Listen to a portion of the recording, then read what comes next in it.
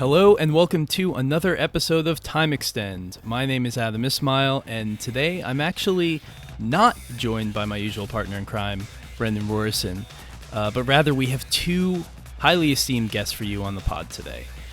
First, we have graphic designer, musician, and Toge R evangelist Andrew Elmore. Andrew, how's it going? I'm going to live that down, am I? No, that's your brand now. Yeah, fair enough. Yes, and worse. And in addition to the Toge R evangelist, Andrew, it's my extreme pleasure to also welcome back Digital Foundry's own John Linneman, the incomparable, back to the podcast. John, Guten Morgen, how's it going? Why, thank you. It's wonderful to be back, of course, and can I say, I'm a big fan of the Toge series myself. I've been slowly building that Toge collection. I got some sealed copies of Toge as well, you know. Ooh, nice. Waiting to crack those open for a proper retrospective someday. Do the full Toge series. Announced right here. Please, if you can do like another 3 or 4 hour video on Toge especially, like that would... I think I would just stop watching anything else. Yeah. Yeah, when Rich is asking you why that video only got 3,000 views, just know that every single one of them was me. That's how seen that feel. That's the beauty of doing Patreon, is now that we have supporters, I can actually justify doing a 3-hour video on Toge. Yeah. That's what I'm paying for, man. Exactly. It's my pet theory that that's like the crazy castle of racing games, because like it had so many different names. And I think, like, in Europe, it started as, like, Road Rage 2. Like, they didn't even get the first one. So yeah, that's Phoenix Games, which is something we've covered on DF multiple times in a comedic fashion. Phoenix is one of the worst publishers that ever existed. Just pure garbage. Somehow they ended up publishing Toge games, and they called it Road Rage 2 and Road Rage 3. And, yeah, it's bananas. My favorite is, in the US, it was called Peak Performance, and there is, on the cover of the PlayStation 1... Oh, the Saturn game? Well, I'm thinking of the PlayStation 1, but on the cover of it, there is, like, a Pikes Peak Hill Climb Chevy S10, and it's, like, sponsored by the Pikes Peak Hill Climb, and it's driven by, like, a NASCAR driver. None of this has anything to do with the game, so... No, exactly. I don't understand why they're marketing Toge that way. It's like, yeah, we got Fords and Chevys, and then you buy it, and you're like, wait. Yeah, I mean, it was rampant with the genre back in the day, like Barrett and Labonte Racing. Jarrett and Labonte Racing, yeah. They went nuts with that. But I think the key here is that on this episode today, that Andrew's going to walk us through here, we're going to talk about how to get the best experience playing Toge and other racers from that generation of systems, right? Yeah, so you're going to want to get yourself a soft-modded Xbox and a copy of Toge R. I'm going to get myself thrown off this thing. No, I think we just wanted to go over some of the... I don't even know how to put this. I literally came in here with no preparation. Podcast listening audience, be aware it is 2 a.m. my time because we are all over the planet. We are worldwide. It's like Toge. Exactly. Yeah, I don't know. I thought it'd be fun to do a Time Extend episode, just going over some ways to play some of these games and on their sort of like respective platforms that come up a lot. I think around Time Extend and that's the thing, right? You guys talk on Time Extend a lot about these classic racing games, Saturn, PlayStation 2, all these different eras. These are amazing games. Problem is, there's no easy way to access them on modern hardware for the most part. So you're basically left to fend for yourselves and find out, all right, how can I actually enjoy these games today? There's ways to do it the old school way, of course, which is my preferred method, but there's other more modern things that can greatly enhance the experience as well, which I think we should touch on.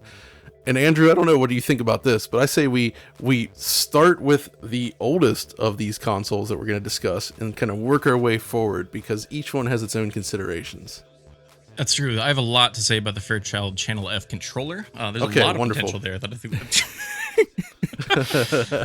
And Andrew, your contribution especially, I think you wanted to spend no less than 30 minutes on the Jog-Con. So we will do that. That feels a bit conservative in terms of time restraint there, but I'll see if I can fit it in. Are we going to get into a JogCon versus NejiCon discussion? Because I'm here I think for we just did. All right. I have both thanks to Andrew. So, JogCon, awesome looking controller. I hate using it, but it is a brilliant idea. Yeah, I'm more of a, I like it. I do like that one actually, but the NejiCon is definitely the way to go, I feel, because it's just that precision you get from it. It just feels so natural in the hand. You're not overextending your thumbs or anything like that. It just feels amazing to use. And just that precision you get when going around turns. Like, I can't get over how brilliant that was. And for those listening that are like, what the heck are you talking about? It is essentially this controller from Namco. Like, the NejiCon came first. It's a controller. If you look at it, it looks like there's a big wheel in the center, and the controller's split down the middle. And it's basically a rotating axis. So you can spin it, kind of twist the controller. You know, it's super weird. So you're like twisting it, so like the top and the bottom are split, and they kind of go look up a photo. You got to see it. But it also has analog buttons. So like the R and L button are full deep analog triggers. Yeah. Then you've got the face buttons that are these super tall caps that you press all the way in, fully analog again. It supported games like Ridge Racer. It supported Wipeout. And I'm feeling like with this, we should probably start with PlayStation 1. What do you guys think? Because I think the PS1 is a great starting point to discuss, because as I did in a recent Ridge Racer retrospective, or actually the PlayStation launch retrospective, when Ridge Racer 1 came out on PlayStation in 1994, at launch in Japan, there was no racing game on a home console that looked, sounded, or played as smoothly as Ridge Racer. It was the first time we had something like that in the home, and it sort of started a full new generation of 3D racing action. And of course, it does support the NejiCon, which is great. Yes, it does. Yeah, and there's like, with the PlayStation, you have so many different experiences there. The first like modern, I guess, sort of refined sim racer that most people ever would have played, obviously, in Gran Turismo. So it is a very good starting point. This is a case where I'm just really going to defer to you guys, because you are the experts, and I already learned so much from you all the time, so I'm excited to learn even more. I will, for what it's worth, share that my setup for playing PlayStation 1 and 2 is I have one of those perfect PS3s that has full backwards compatibility. So that's typically what I go for in these situations. Yeah, I think that's actually a good start for a lot of people, in that it just works. It's very easy to use. The video quality, especially from PlayStation 1 games, is perfectly acceptable. It's a nice beginning, and original fat PS3s are not that expensive. They're fairly easy to obtain, and if you're just playing backwards compatible games like that, it doesn't tend to strain the hardware too much, so you don't really have to worry about overheating, which is an issue with that. Or actually, the big problem with the original PS3s is that the RSX chip actually just dies, fails, so don't want to stress that too much. So stick with backwards compatible games. Actually, maybe we should start. So you use a PS3. Andrew, what's your current setup for playing PlayStation 1 games? Oh, man. The unfortunate reality is it kind of depends on the mood. All right. Yeah, so I have everything in like a little side room downstairs hooked up to big old CRT and, era appropriate surround sound and all that crap. And then also most of that stuff is mirrored in our like actual living room on, a LG OLED and modern stuff. So basically, it's either going to be just on real hardware over RGB into a Trinitron, or I've been playing a lot of PS1 and Saturn games on the Polymega lately. Yeah.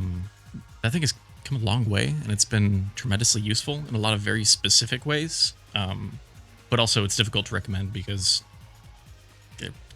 you're impossible to get a handle to get your hands on. There we go. I can talk. Yeah, they've been hit by supply chain stuff really bad, so they've got a very, very long wait list at this point. I feel like that's going to be the bugbear of some of these methods, at least. That's just my gut feeling. Because I know we'll get to a system later on where it's like I want to get my hands on the hardware to make it to really get the most out of it, but it's tough, especially with the supply chain stuff nowadays. Yeah, and that also holds true for one of my recommendations, which we'll get to. But for me personally, my main PlayStation setup is in fact CRT with an original PlayStation that's modded, so I can play any region game on it. Just RGB to a Sony BVM CRT monitor, and that's my way to do it. I prefer that. But you mentioned the Polymega, which is of course that multi-console system. By default, it supports optical-based games like PlayStation and Saturn, and it actually does an impressively good job at this point, I would say. Yeah. If you could get one, that actually is a pretty interesting option, I think, for people that just want to be able to play those original discs and just kind of jump into the action without too much of a hassle. But realistically, the PS3 is probably an easier, cheaper solution at this point.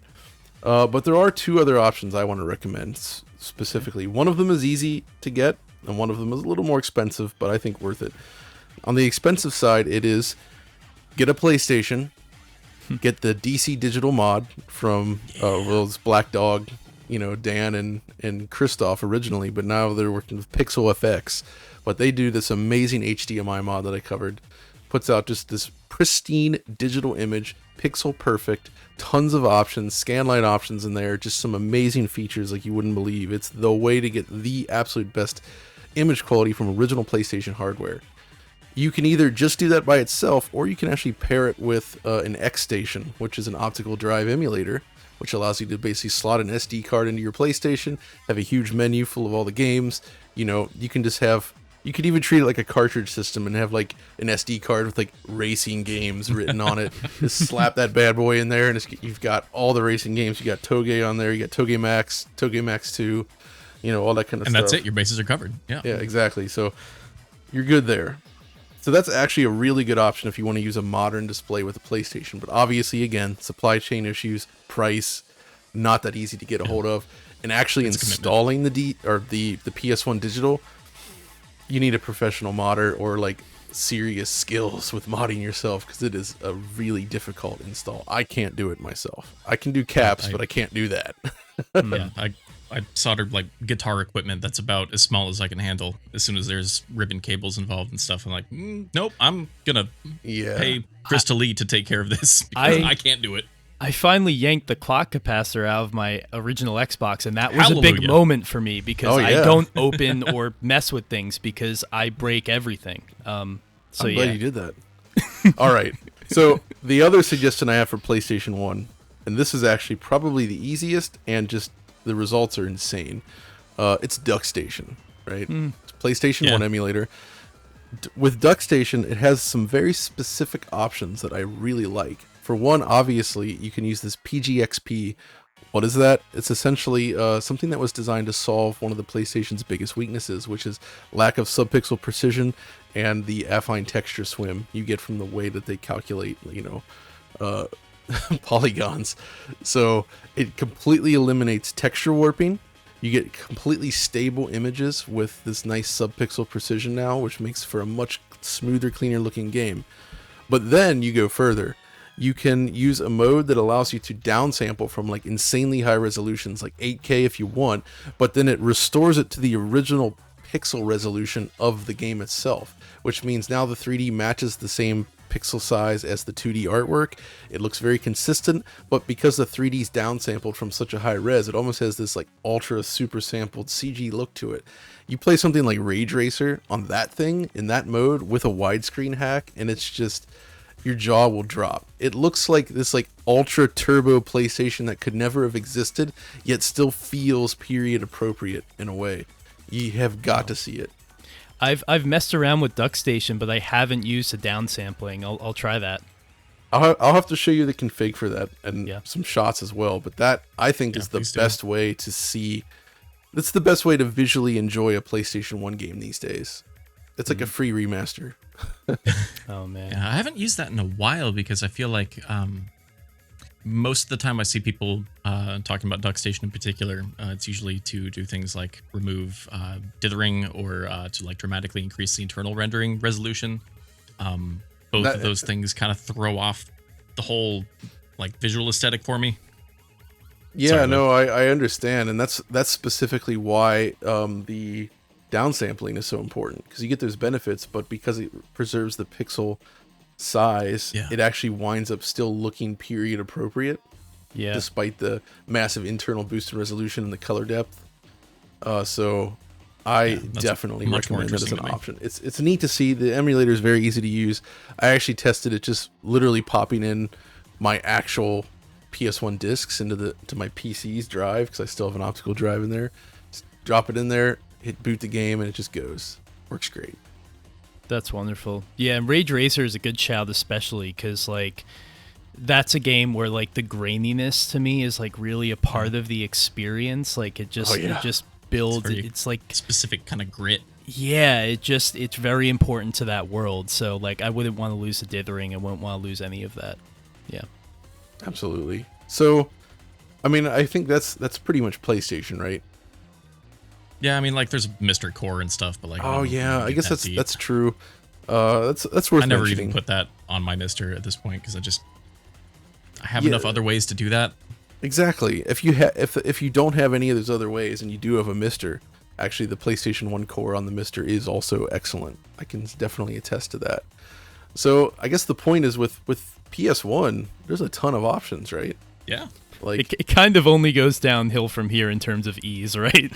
Yeah, I mean, if you really want to be crazy, you can go back and get Bleem Gran Turismo 2 disc and play some GT2 on your Dreamcast. Yeah, my hot take is that I think is like one of the best ways to play GT2. I actually love that.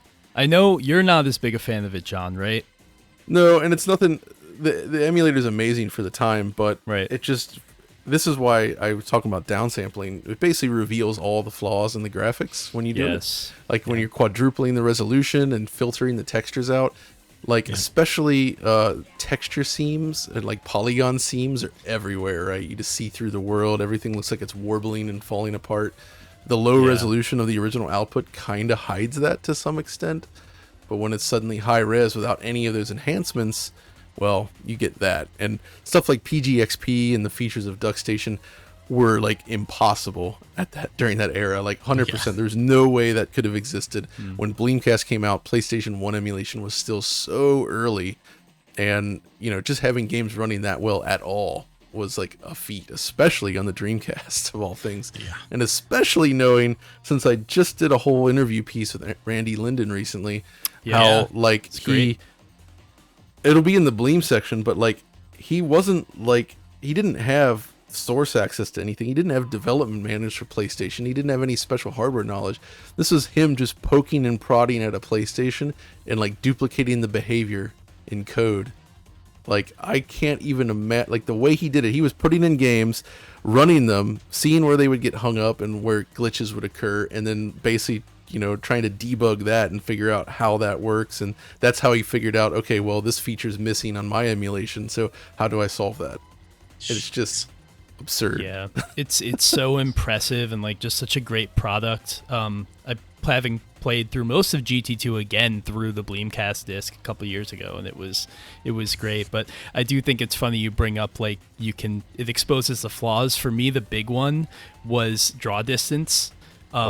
Which like those like very pixelated 2D backgrounds and stuff like that, especially when you're at say Laguna Seca, you're coming up towards the top of the corkscrew and the world just disappears. And you don't see that as much on PlayStation, but it's very apparent on the Dreamcast. Yeah, big time.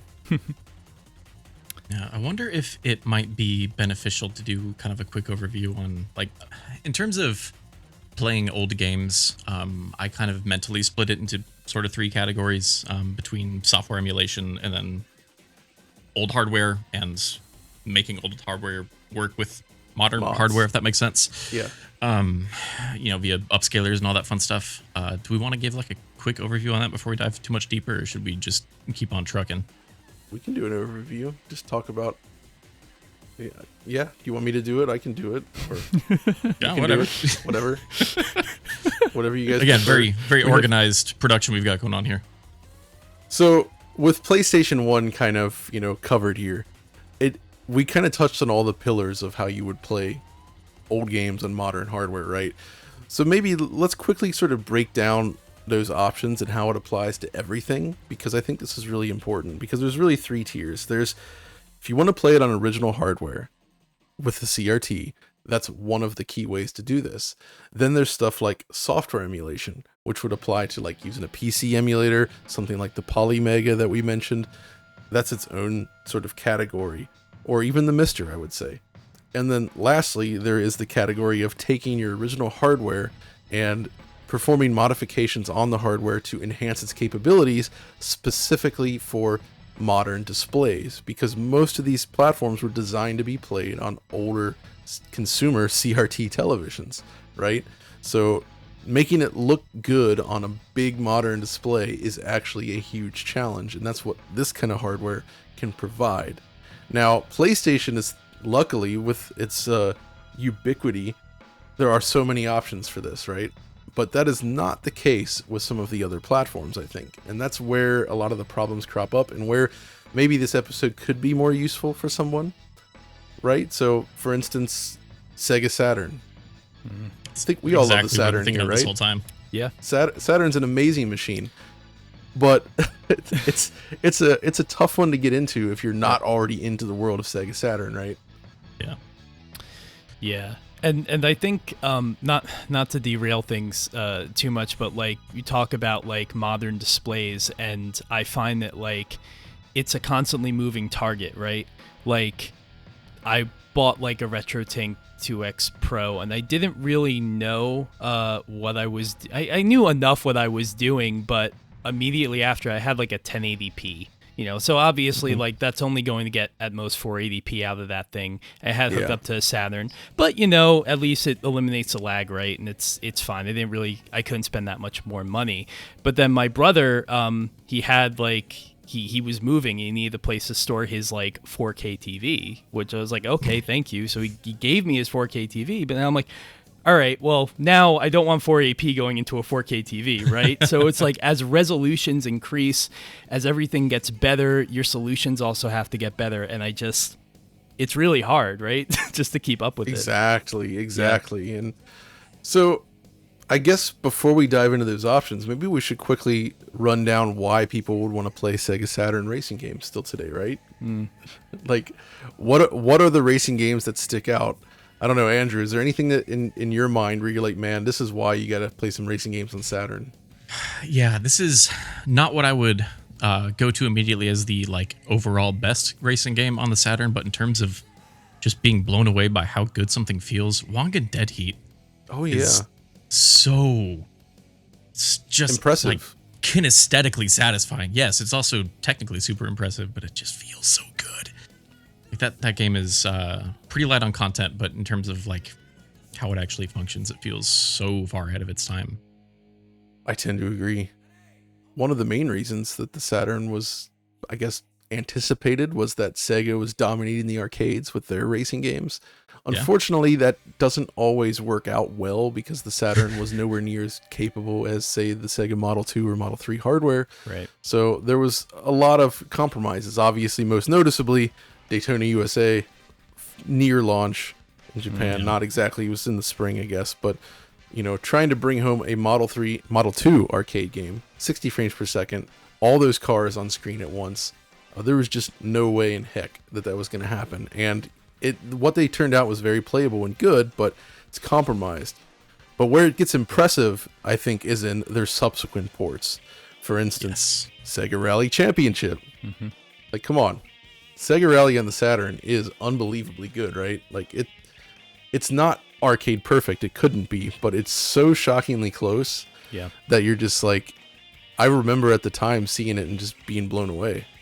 It feels extremely faithful, and we had you on 2 years ago, and you, Brend, and I, we talked about like the most impressive games on a variety of consoles, especially arcade ports, and Sega Rally came up, and it's like, it's just such a top quality work across the board, because when that team would work on Daytona and do Championship Circuit Edition, they made a game that was also very visually impressive, very stable frame rate, but they didn't quite get the handling down, and so it doesn't quite feel like Daytona. It feels like something else. But Sega Rally, I think, is where it's at, and that's why, like, the Saturn, and this might be a little bit surprising to some people, but it's not really my favorite system for racers. I find that a lot of I understand. I find that a lot of third-party games, especially like the handling is wonky and it's a little bit difficult. There's some standouts, like I think F1 Challenge is very good. And they'll even like it's not a bad place to play the original Need for Speed. Wipeout, I think it runs slower than on the PlayStation, but it's also not bad. But yeah, a lot of games like that High Velocity Mountain Racing Challenge. What is the name Speaking of that? Speaking of Toge. Yeah, that's Toge King of the Spirits, yeah. There's 2 of those in there. I can't stand the first one. I've never played the second one, but the first one, it was recommended to me and years ago, and I played it. I'm just like, this is a mess. It's actually hit or miss. Actually, High Velocity Mountain Racing Challenge is Wangan Dead Heat. Oh, really? Yeah. So that's. Oh wait, no. That's Toge King of the Spirits. Yeah. What's the other one? There's another one. Highway 2000. Highway 2000. Okay, what I'm thinking gotcha. of. Have you guys actually looked into the whole Highway 2000 Wangan Dead Heat thing with the regions? I have tried to parse that a number of times. It is a. Are you aware of the differences, Adam? No, I don't think I am. Okay. Okay. I mean, other than like FMVs being removed for obvious reasons. But yeah, so Wangan Dead Heat, they kind of went nuts with the Japanese girls in their full motion video. They were meant to tantalize people. They're on the back of the case listed as a feature, and you're like, okay. So they were doing that. It was the 90s. Right. It comes to the US, Highway 2000. All of that is stripped out, right? So it's just completely removed, which I can see, different thing. But then Highway 2000 comes to Europe, and they brought the girls back, but they're completely different. Wow. Did they shoot new footage? Yeah, they shot new footage of Western women instead. Oh, God. Oh, Jesus. You can imagine how that went. Now, that was also... Oh, sorry. Continue. No, that's it. That's just that's the silliness of it. That was also Tokyo Highway Battle, right? No. No, that's Shitoku Battle 97. Yeah, okay, Jesus. It's so hard with these street racing right? games. Like, I know. But so other ones I want to mention on Saturn though. There's a standalone release of Outrun from Sega Ages, and this was the first version ever of Outrun to support 60 frames per second gameplay. Nice. Because as weird as it sounds, the arcade version is actually 30 frames per second. Right? It was a very early sort of superscalar game, so it didn't do 60. But on Saturn, you can enable a 60 FPS mode, and it otherwise looks arcade perfect visuals, runs twice the frame rate. It's an amazing version of Outrun. Actually, one of my favorite versions because you can play it on a CRT. So that's really great. The reason it's gotten as expensive as it is. Yeah. There's also, not as impressive, but they put Power Drift on the Saturn. Yes, this is one I've wanted for a long time, but it's pricey. That's a tricky one because they halved the frame rate from arcade, so that one only runs at 30. But when you look at other ports of Power Drift and other older like Mega Drive, Superscalar ports, 30 FPS constant is actually not bad, and it looks the same as the arcade. So it's like, okay, it's very playable and it looks good. Remember, you're on the Saturn, where 20 FPS 3D is in a lot of cases the best you're going to get. Exactly. There's also Manx TT Superbike from Sega, which again, super smooth. Yeah, it looks really, really, really good. Yep. I would say Road Rash, the 3DO game, got a port to Saturn, and that is better than the 3DO version performance-wise. A lot better. It just feels wrong to play it on not a 3DO to me. I know what you mean. There is something about that 3DO version, isn't there? It's like it's barely playable by comparison, but it's got that weird. There's also to it. I don't know. Do you guys ever play what is it? Grand Chaser / Cyber Speedway, which in the US specifically, it got a rockabilly soundtrack. Oh no, really? Yeah, so like the original, who was the composer again? It was, it was Koji Hayama, who had done music for like the Choaniki games. Just an amazing composer, and he did this awesome, incredible, like high energy sort of techno-ish music that was perfect Yeah. for the game, right? When they brought it to North America, they actually got a band to do it. Like, who was it? Like Junkyard Dogs or something like that. I actually don't remember the name, but Probably right. completely different soundtrack, and it's rockabilly. It's the Bygone Dogs. That's what it is. It's by the Bygone Dogs. The thing is, though, is they didn't take out the victory music, so like you're hearing this like twangy kind of like guitar music, and then you pass through the checkered incredible. flag, and then you get blasted with this like high energy electronic music, and you're like, what the? Like, it never fit. So it's kind of a Wipeout-ish clone. I think it predates Wipeout, doesn't it? In Japan? Am I misremembering Actually, you might be right about that. Or it's I actually picked up a Japanese copy of that a long time ago, just so I could talk to Adam about it and be like, "What, man? You don't stand the Grand? Yeah. You're on that Grand Chaser train, man. You gotta." Actually, I think you're right about that, because Wipeout came out for like the launch of European PlayStation. Europe was 95, right? Yeah, so it was in September 95. Whereas obviously Grand Chaser was out in like the spring in Japan on Saturn. So Yeah, that's wild. so Wipeout is a Grand Chaser clone. So I You heard it here first, folks. I've Come before you Nick Burcombe. I've come across that game a couple of times and always neglected to buy it because I never heard anything good about it. So I might seek it out now. It's not bad. It's not bad. Also, one last one I want to mention: Scorcher. You guys played that? No, I definitely thought you were going to say Hang On GP 95, but now I'm Googling this on another window. No, not So Hang On GP. this was Scorcher was made by a company called Xerinx. They did some really amazing like technical stuff. It's a super dark, gritty, this game. Yes. like nighttime racing game, but like the visuals and the fluidity are just unbelievable for the Saturn, and it's very cool to play.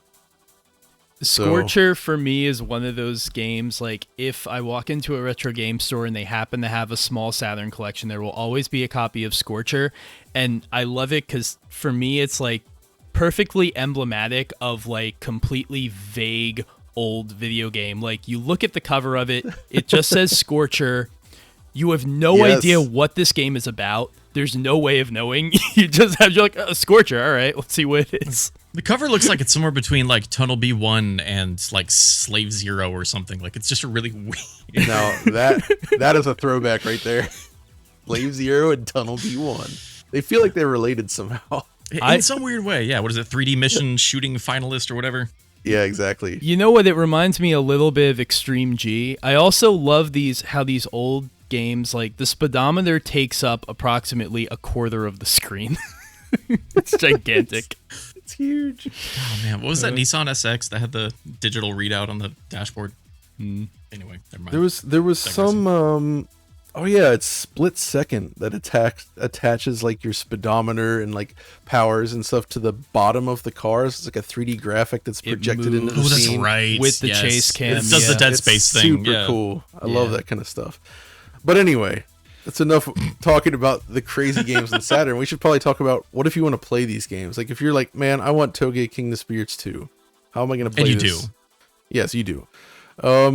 So the Saturn is a little bit trickier, but it is still doable. Obviously, there's the real hardware route, and I don't know what's the you guys know the going rate on Saturn these days? Like what is it going to cost somebody to get a console?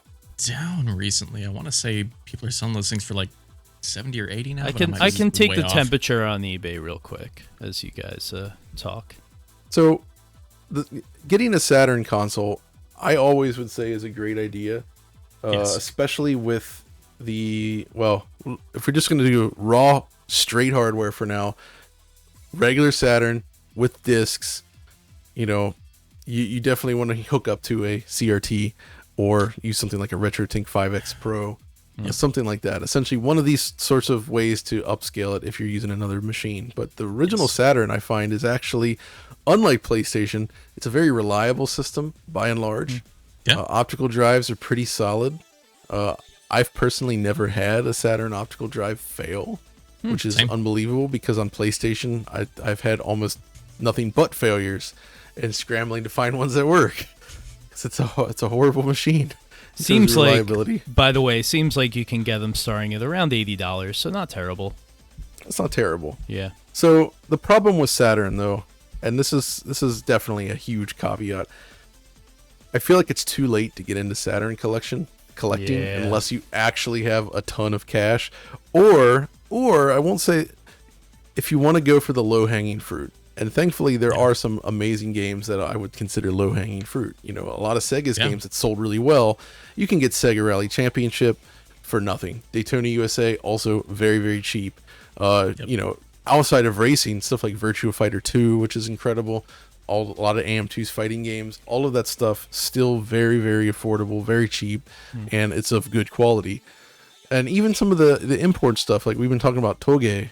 The Toge games are not expensive. You can get them for pretty low price. They will practically pay you to take those from import Yeah, shops they want you to take it. This is often what I go back to when I talk about like collecting racing games, is like, thankfully most people don't care about the genre, so these games tend to be cheaper. At least Usually, I find. Yeah, you're totally right. I think the only real exceptions to this is stuff like the Sega Ages Outrun, Power Drift. Those releases are actually more expensive, and Outrun is especially a tricky one because the initial print run only works on Model 1 Sega Saturns. If you try to run it on a Model 2, really? it will not start. It just freezes at the boot screen. I think noted. a second print run fixed that. If you use a Model 1, it doesn't matter anyway, but there's a few games I have a like Model this. 2, so that matters to me. Yeah, so Outrun has that problem. In the Hunt, or Kaitei Daisenso, the Japanese version of that, has the same problem where if you try to run on a Model 2, it'll crash during the intro. Can't play it. So that, I know that's super weird with those, but that is something. There's also stuff like Taito Chase HQ plus SCI, which is on there, which again, not super cheap, but really cool. But I feel like by and large, I mean, what do you guys think? Saturn racing games aren't that expensive.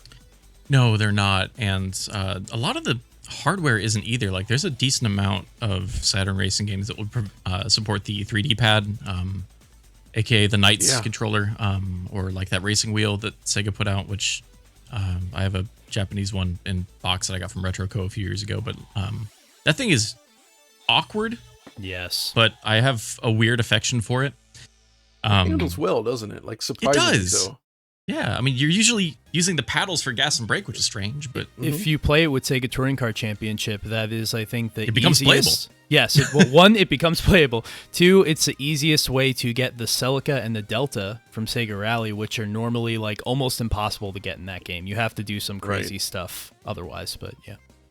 Yeah, but I think the reason that, like, okay, so I found my Saturn at a thrift store in 2011, I want to say, for like, I don't know, $6 or $7. So I looked out there. But I don't have a lot of complete US games because the vast majority of them are very, very expensive. Even, you know, the kinds of like generic throwaway like sports titles, people are buying those up to use their cases. I know, it sucks. So like even those are $15-20 a pop. This was a case where I lucked out because my brothers are, I have two older brothers. They're both significantly older than me. And when I was growing up, one of them was seething. Well, one of them, we owned the Sega Saturn, and he bought everything. He has Panzer Dragoon Saga. Exactly. That's so. I grew up with a very good U.S. Saturn collection. I mean, like, we've never owned everything, but like all the games I could really want to play were there, and I'm very fortunate for that. Same goes for Dreamcast. Yeah, it's the same. I mean, for me, I got into Saturn in late '97, early '98 when it was starting to fail, and I was just buying up everything, and I kept all those original cases and games, and some of them were so unwanted. I think I've told this story before, but I love it. Is what is it? Albert Odyssey, a Working Designs published RPG.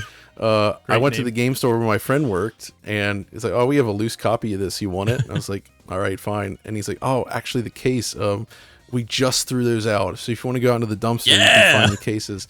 So I went dumpster diving, and I got the case of Albert Odyssey out of there and a whole bunch of other games, Panzer Dragoon 2, stuff like that, just out of the trash. All those Saturn foam bricks that they used to put in the cases. So that right there tells you everything you need to know about what people heart. thought of Sega Saturn in 1998. Nobody cared. It was done. It was over. I cared, but I was getting hyped for Dreamcast when that got announced, so I just went nuts on Saturn playing those games. Yeah, oh man, what I wouldn't give. The problem is Adam and I were entering grade school at that point, so it's just right. But I mean, yeah, it's I guess I'm a little bit older, so I was in high school nice. when that hit. Nice. Yeah, see, that's when I was just old enough to afford it. Yeah, when I was buying Saturn games fresh out of high school, it was not a wise place to be. But the reason that I've been I think grown into such a massive Saturn pervert is because of how easy it is to just play imports on that thing. To just throw I think my first one was that action replay cart in a memory card slot, or later a pseudo Saturn Kai. Because then it was like, oh, this is the Dreamcast move where I can just burn CDRs. Yes, throw them in thankfully there. easy for imports with the Saturn. Yeah, so like the vast majority of my Saturn collection is Japanese. That's the way. And as you mentioned, that is actually a really great solution for plain burn games or imports on a US Saturn or any region really. It's using an action replay cart, something like that. The only problem with those action replay carts that they're notorious because they don't have a beveled edge on the cartridge slot, and it actually damages the Saturn's cartridge slot, which is already finicky. So like over time, you keep using that thing, the slot is like destroyed. So playing stuff like 4 megabyte cart games becomes almost impossible because it just won't read it. You're like taking in and out. You can clean it all day. It's just the slot itself is damaged and not great quality anyway. Somewhere so Renee from DB Electronics is screaming in agony right now. Is it the case if you just like have it in there and sort of leave it in there for as long as possible, that's sort of the safest thing to do as opposed to I think it'll be throwing fine. it and, Just don't keep swapping it. As long as you're not playing a lot of like X-Men Children of the Atom or whatever.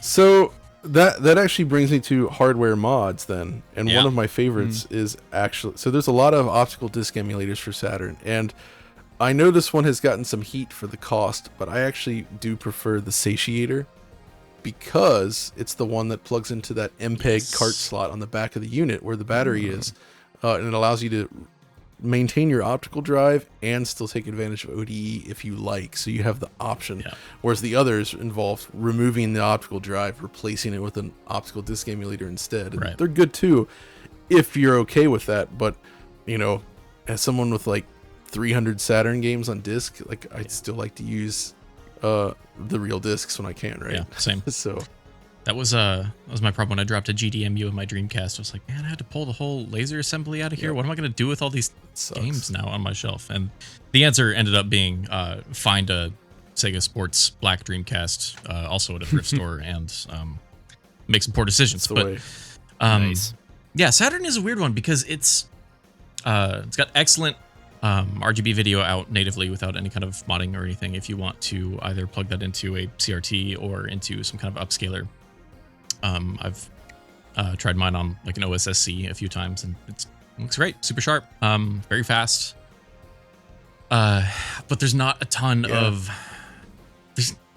there's not as many software emulations out there that are quite where you'd want them to be. They're okay. Stuff like, there's SSS, SFF, Yabause, stuff like that. I think like Mednifen or something, or RetroArch. There are a couple forks of Mednifen that have Saturn support. Really good. Yeah, so Saturn emulations come a long way. It's looking pretty good, but it's nothing like DuckStation where you can greatly enhance it and really make it look awesome. Like, that's just not feasible here. So that is something to keep in mind, and that's actually where again the Polymega actually is useful because it does play Sega Saturn games from disc. You can install it on the drive actually, even if you want. Yeah, I just played through Panzer Dragoon Saga that way. It's a good solution and it's very easy to set up.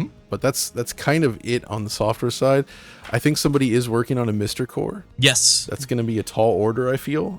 But the Mr. community continues to surprise and baffle me with their skill. So yeah, I saw a list of compatibility on that like last week that has expanded greatly. These guys are nuts. Yeah, dude, I don't even understand how they're incredible able to pull that off at all. It's so fascinating and impressive.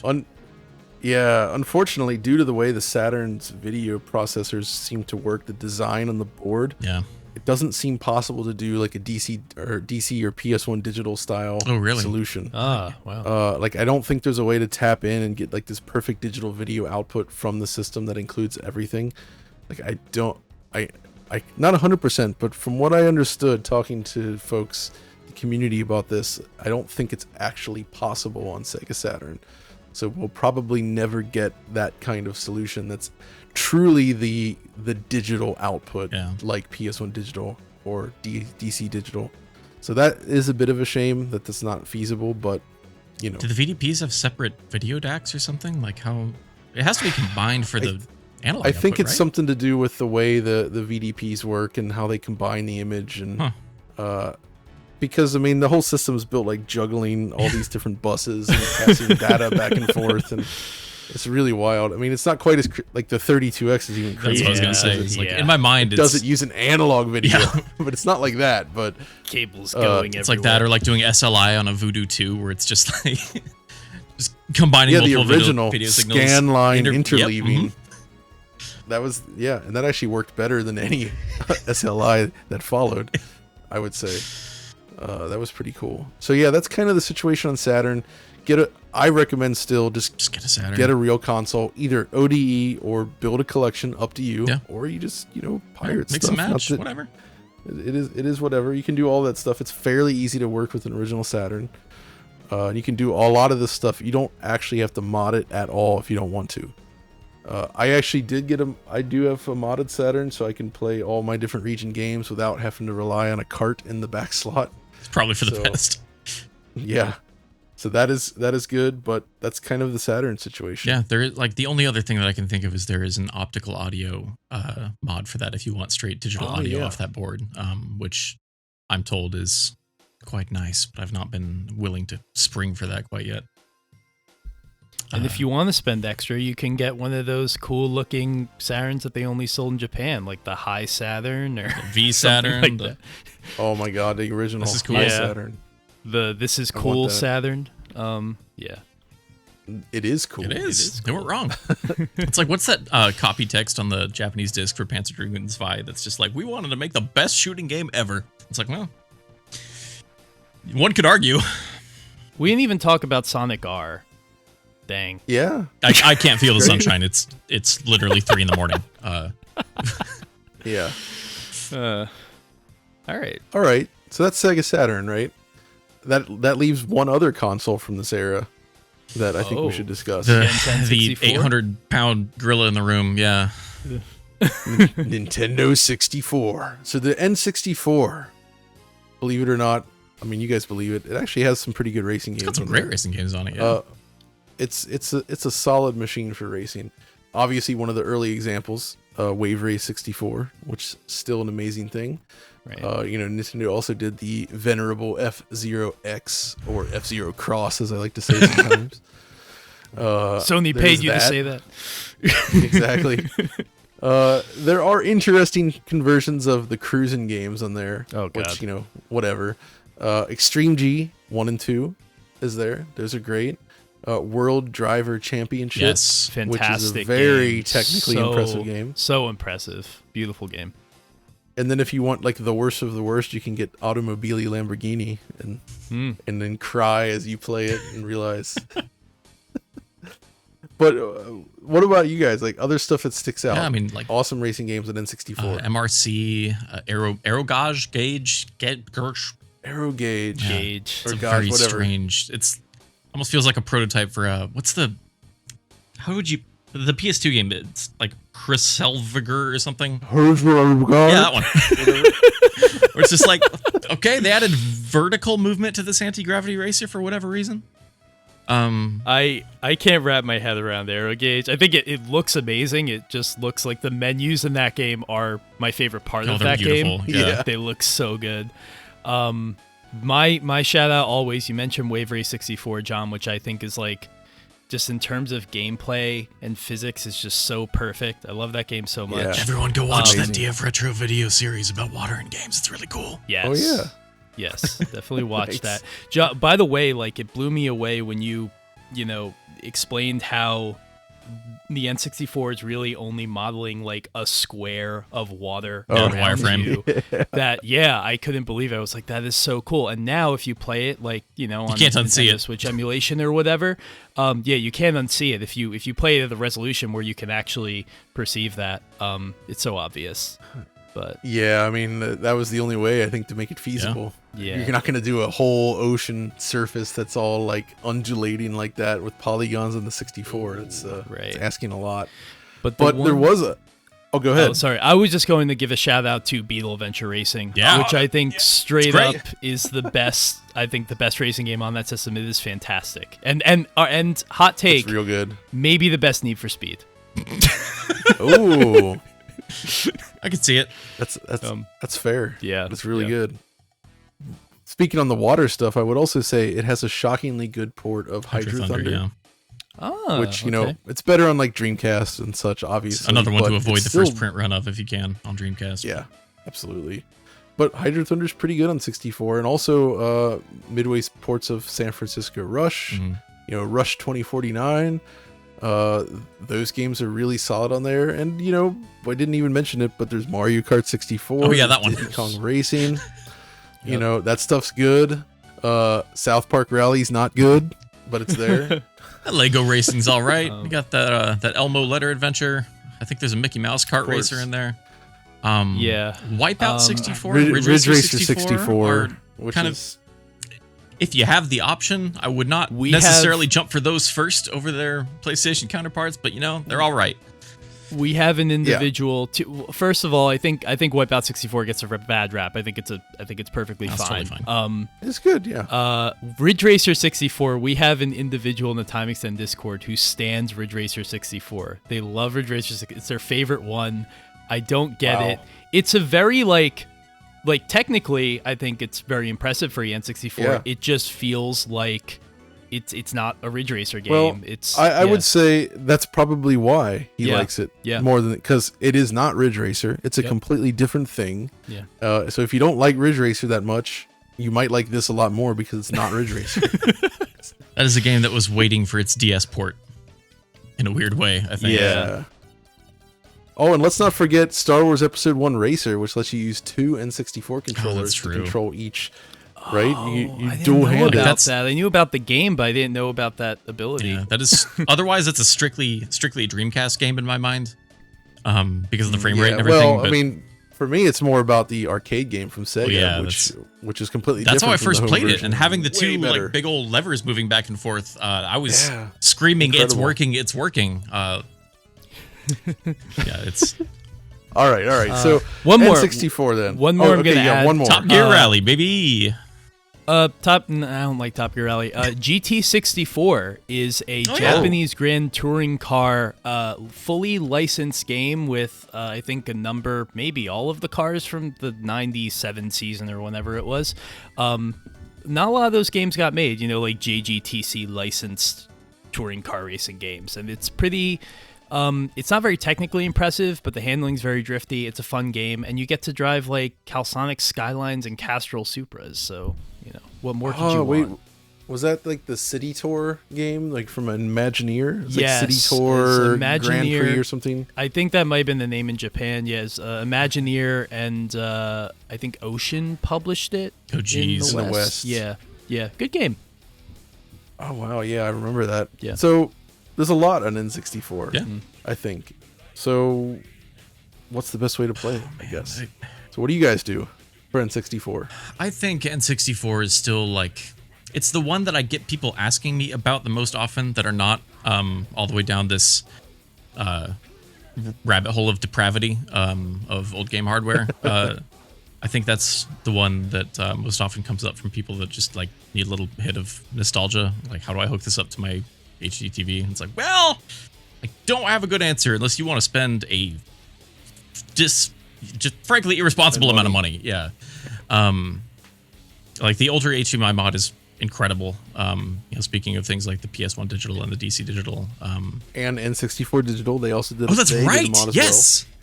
So there's two mods. Yeah. So those are both great options. Yeah, it used to be you had to order that RGB board. Or cheaper, even if you're using a CRT, I recommend the RGB mod, which N64 RGB, cheaper than the HDMI mods, and it has a proper switch to disable the blur filter on N64. Exactly. Oh, thank goodness. The de-blur function. So RGB N64 with de-blur actually looks really good. Yeah, there's that old MLiG video about the slapping a Game Shark in there as well to remove the second layer of software. That one I don't recommend as much it's because that gets rough. rid of the actual anti-aliasing and it causes like tons of dithering. So I have a complicated relationship for the N64 because for a very long time I hated it until I realized like there's a good number of weird and unusual racing games from developers that didn't really make racing games on other consoles, and so it feels very different. Like you don't get a game like Beetle Adventure Racing on the PS1 or the Saturn. That said, because it took me a very long time to come around to it, I don't have a good solution. I have an N64 and I've had an N64 forever, but when I was working at a tech site, the people at Eon provided me with the Super 64, which is not a great option because you're just getting the equivalent of $150 S-video cable, right? Like right. And I mean, I only got it for free because of my job, thankfully. Yeah, so the only way that I actually play N64 games is on a CRT with just like a nice, well-shielded S-video cable. Like I don't care enough to get that thing RGB modded. It's a very slight difference. I mean, it is noticeable, but like it's just the way that N64 games look already is so muddy by default, and the way that like the texture filtering is done and all that. Like even with de-blur on, it's like that is considerably better, but not enough for me to care that much. So I just use that and that. I think it's Retro. Is it Retro Fighters Brawler? That wireless controller. Yeah, that's right. D-pad is useless, but otherwise it's fantastic. But I just use that thing on a CRT with a good comb filter. It was more difficult back when my precious BVM was still alive. My beloved 20E1U. Trying to get the cards in that thing to. Yeah, the comb filter, that was great. That made N64 games look pretty all right, but then the tube hit 6,000 hours or 60,000, whatever the lifespan was, and died on me. Right. But, I mean, even on a consumer CRT, it's still... that's about as much as work as I'm willing to do for the N64. Yeah, but at least if you do have an N64 that's decent to play with, getting like an EverDrive 64 makes it very easy to throw ROMs in there if you don't want the original carts. But there's a lot of interesting stuff happening in the N64 scene outside of the original hardware. First of all, I think the best emulator is something called Simple 64, which was like originally based on like Mupen 64 Plus. Oh, nice. With like it's this weird combination of things, but it's as far as I can find, it's the most accurate emulator available on the PC currently, and does a pretty good job running games. But much more interesting to me is there's a fellow called Dario who's friend of the show, DF show as well, of course. He has been doing a ray tracing plugin for N64. Oh, that's right. I forgot about that.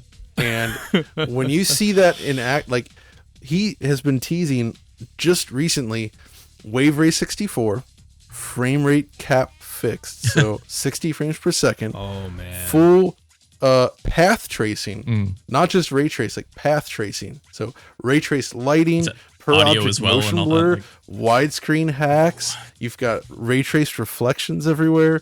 Like, if you think you've seen Wave Ray 64 before, man, you see it running on this thing, and it's just... That sounds all right. It's not out yet, unfortunately, but, like, the quality of what he's accomplishing right now is absolutely unreal. And it's I cannot wait to get my hands on this. I'm watching this teaser that he posted of for Dario. It's Ocarina of Time, and it is beautiful. Oh, yeah, I think that's what I saw on Twitter at some point a while back. Wow.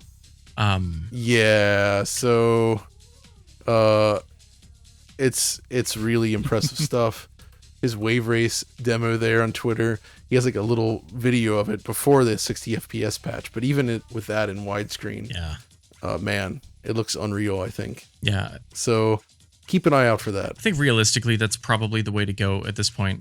In its era, the N64 was the only console of that generation that I had, so I played a lot of that as a kid, to the point that seeing 60 FPS games later on felt really weird and gross to me for a long time.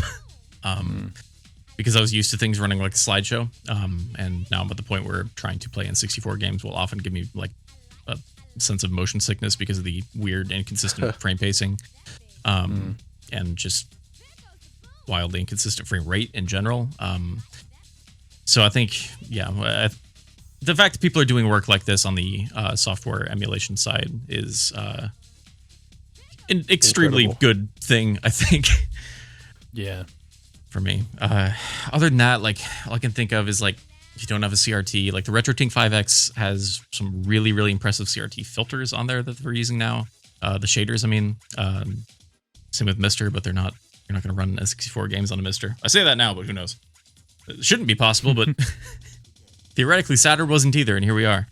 I know Polymega announced a while ago they were going to do an N64 add-on for that thing, which, all right, sure. I'm curious enough to see how that turns out, but like otherwise, I would like to see it. You guys would definitely know more, but the N64, I think, from an emulation standpoint, is a little bit weird because there's some games like I remember I was trying to play MRC and I was like, this is all wrong.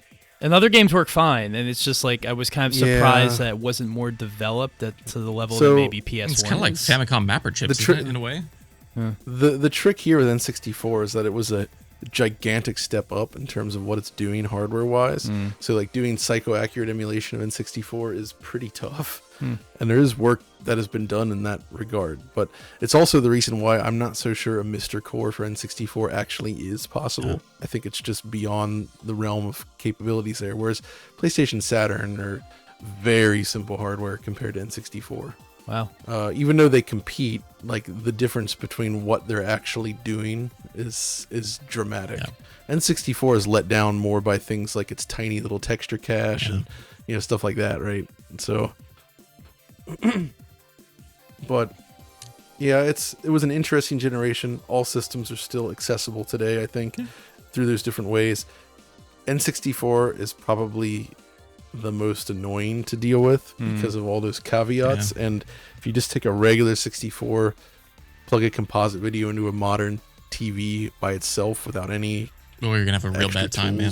It's gonna look really, really, really bad. You get that very like there's that like static quality to like output on that, like I just like from the S video especially, it's like there's like I don't know, like, oh, that's the dithering. Yeah, it's awful. You're seeing their dither. If you can actually disable that as well. Okay. It has a not so positive impact because that's how they're blending a lot of colors together. So you end up with like crazy color banding without that dithering. Yeah, or the it's rough. Didn't you do the you played around with The World Is Not Enough on that stream a while back with the weird high color mode, right? Yeah. And the way that it makes everything all grainy and freaky and tanks the frame rate. Yeah. It's quite interesting. So weird game. Yeah, that's kind of N64 then. Yeah, more or less.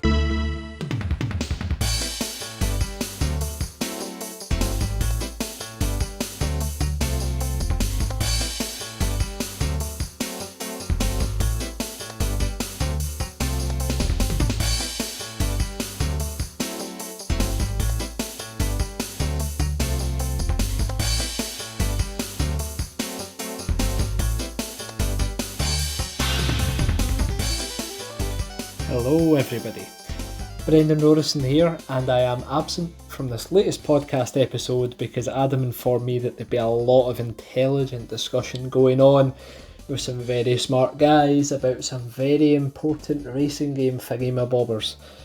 Obviously, I couldn't go a full episode without appearing, so I was given the expert task of identifying the best worst ways to play racing games, because if anybody knows that, I would like to think it'd be me. So what I have done is I've put together a crack list of stuff that you need to try when it comes to playing racing games, some of them more obscure than the others, and it ranges from a range of weird input methods, displays, devices, and I am not going to hesitate as I run through this entire list, so feel free to replay this section as much as you need to get the good stuff from this episode, as I'm sure it is absolutely the most important details that will be divulged.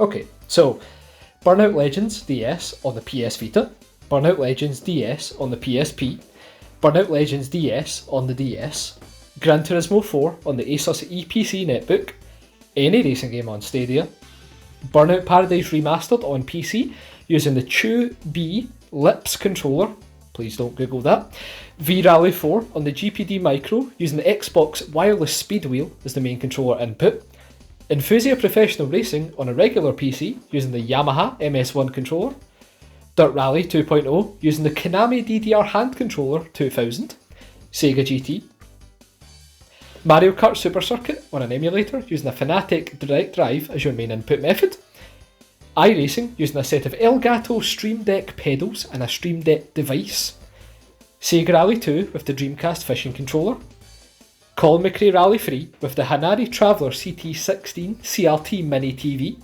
utilising the Flying Circus RC Copter Adventure Championship pad as your main input method, Ridge Racer in any way but an arcade cabinet, look in your heart, you know it's true, and the very worst way, to not play racing games at all. Thank you very much for letting me spread my bit of information on this podcast, Adam, John, Andrew. I hope you had a fantastic time talking about less interesting stuff than the best, worst ways to play racing games. And for anybody who goes out and seeks all of these different methods of playing racing games, you are welcome.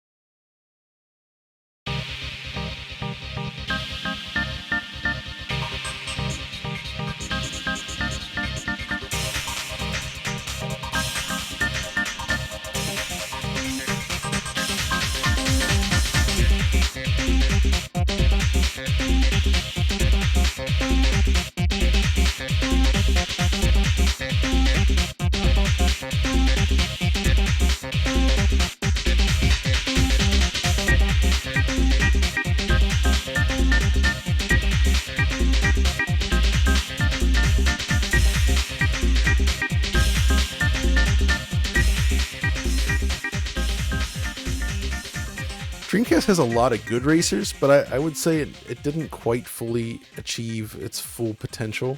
I think the PS2 ended up sort of destroying it in terms of overall racing game library, but there's still some good stuff on there, I would say.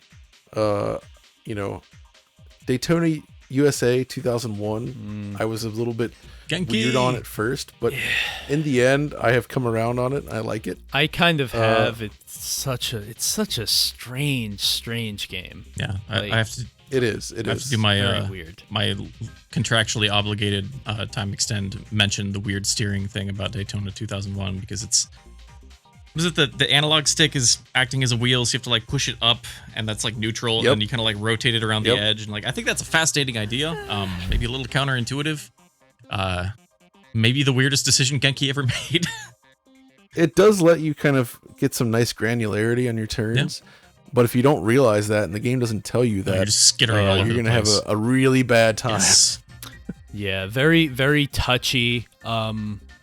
Just so weird. When we all just wanted the Daytona 2 port, and then Genki shows up with that, With that. I will say, though, that so Genki also did Tokyo Extreme Racer 1 and 2. Right. And I think 2 especially is exceptionally awesome. Beautiful game. Fantastic. Played a lot of that back in the day. Yeah. The actual best racing game on there, I didn't think so at the time, but I kind of feel like it might be the best one now, for me at least, is F355 Challenge. Really? From AM2. Because when you really start to learn that game and you really spend time getting into it, you find like the actual driving model itself is so rewarding. Yes. It is really good to play. It's amazing. It's this perfect fusion of a sim style racing game with arcade sensibilities. And it feels underwhelming initially, but once you really just dig in, it's like, okay, actually, this is like super well made. I have a really weird relationship with that game because the first time I played it was finding the big like 3 CRT cabinet. Oh, yeah. The arcade Sure, I cabinet love at GameWorks in Seattle, and I had a great time with that. Like the pedals and wheel and everything were great in there. Like just even the shifter felt good in a weird way. Like it was a lot of fun. Yeah, it was an H-gate. Yeah. That's Yu Suzuki being like, I just want everyone to experience the joy of driving a Ferrari F355. Yes. That game is great. I struggle with it for a weird reason. The perspective, the point of view is very narrow in that game. Like extremely I so. agree. The FOV, I think it's because it was designed for that triple screen setup, and they didn't adapt it well to the Dreamcast itself. It can be very hard to see the apex of corners as you go in. But if you can wrap yourself around that and get past that, yeah, this is a very rewarding driving model. And I would say like more realistic for the time than like Gran Turismo. Like it's very punishing in terms of like getting your braking points right, because if you miss that initial point to start braking, you're just going to go off course, and it doesn't give you any sort of leeway. When you go off track, you have no grip. It's punishing. Yeah. I think the punishing aspect is what made me appreciate it, because it just makes you you're really working for those seconds. Right.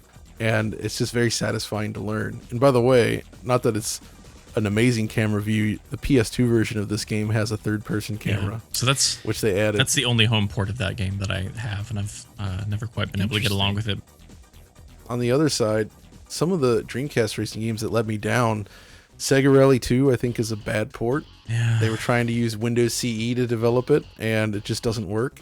It looks worse, it runs worse compared to the Model 3 game.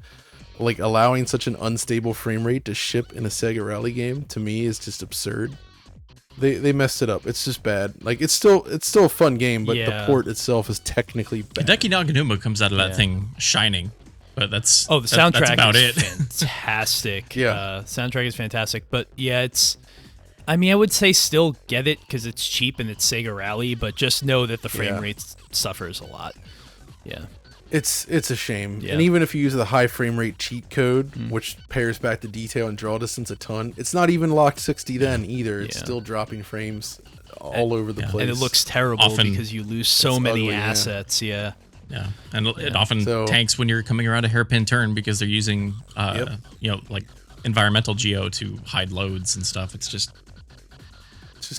a mess. And then Sega GT was their answer to Gran Turismo, and going back to it, I don't like it. I think it's terrible. It's awful. I hated that game from day one, and it reviewed so well. And I was a kid, and I was like, "This is terrible. What are you guys doing?" Like, I just revisited it for my retrospective on Gran Turismo this year, and it was even worse than I remembered. It was especially shocking because then you go to Sega GT 2002 on Xbox. Yep. That's actually really great. good. Yeah. It's just this initial Dreamcast game. I don't know what happened, but it plays terribly. It's slow. It's boring. The tracks feel like these tunnels where they have like walls up against everything. It's just super narrow and just weird. I actually think the driving model in that game, the handling, I think goes toe to toe with Driving Emotion Type S for like the worst handling racing game I've ever played. Yeah. Yeah. But Driving Emotion Type S at least has the aesthetic and the soundtrack to back it up, right? So you want to, like, I play that game and I'm like, man, this game controls so bad, but look at this aesthetic. This is good. And you just like fight through the pain. Where Sega GT is just ugly and just dull looking, and it's only 30 frames per second. Yeah. So I mean, there's some interesting stuff going on racing game wise on the Dreamcast. I mean, obviously Metropolis Le Mans? Street Race. Yeah, that's the thing I was actually building to. Okay. Yep. Test Drive Le Mans is a masterpiece. I think it is so good, dude. One of, honestly, just first of all, the idea that like a third-party game would kind of usurp Sega on its own console as like the best racer, but it is such a brilliant game, and as like a racing fan, it is to this day I think the best the best time that like Le Mans was ever replicated in a video game. Yeah, I agree. It's beautiful. The soundtrack is incredible, and what they're doing with weather and day and night cycles in that game, the ability to do the full 24 hours and 24 minutes if you want. Yeah, just a great game. Yeah. Huge car grids, like, yeah. They really recreated that feeling of motorsports in a way that's like unusually impressive, especially for the time. Like it really felt like a race, like an event. Yeah, really impressive. Yeah, and Andrew, you mentioned MSR as well. Yeah, which precursor to the Project Gotham Racing series. Yes, yeah, precisely. PGR is better. PGR 1 especially is better in pretty much every way, especially because PGR 1 is 60 FPS. But yeah, if you're curious about where it began, it's like a rough cut of PGR. Yeah. It is. But there's also stuff like Rush 2049 and Hydro Thunder are both on there, and those midway ports. Those are all pretty darn good, I would say. I can't believe Ubisoft did Pod 2 on there. Oh, that's right. Yes. PC? Man, I had a copy of Pod Speed Zone for a while back in the day. No idea where that ended up. But Looney Tunes Space Racer. Interesting. A game that is that's right. Weirdly better than it should be. Vanishing Point is a weird game. It's actually pretty good. It's all right. But the worst one on the system is probably Spirit of Speed 1937. Notoriously horrible. Have you played that?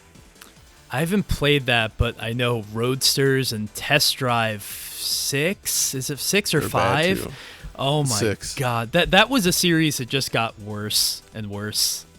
The car models in that game just make me laugh. They're so terrible. The car models actually look better on the PS1 version than they do on the Dreamcast version.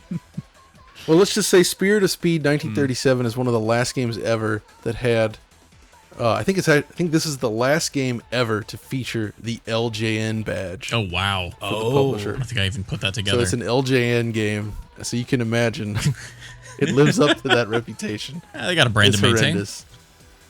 So that's just some of the Dreamcast stuff. Some good, some bad. It's a mix. But if you want to play Dreamcast today, there's some decent options, wouldn't you say? Yeah, I mean, like you were saying earlier, DC Digital is excellent in terms of just getting a raw, HDMI signal out to your TV and receiver and all that fun stuff. What I did for a very long time before that was an option was the VGA method. Yes. Which is a very strange thing. So you can get really nice, like 480p, like over VGA out of a Dreamcast. Looks excellent on a PC CRT monitor. There was a while where I was trying to find the cheapest way I could to get a digital signal out of my Dreamcast many, many years ago.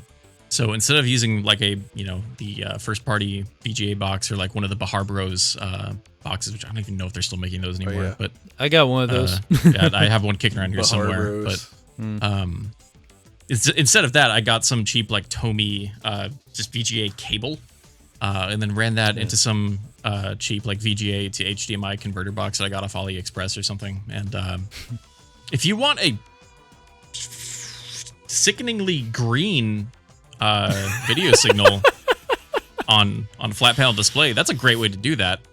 If you're a big fan of input lag and latency, that's the way to go. Great. Wonderful.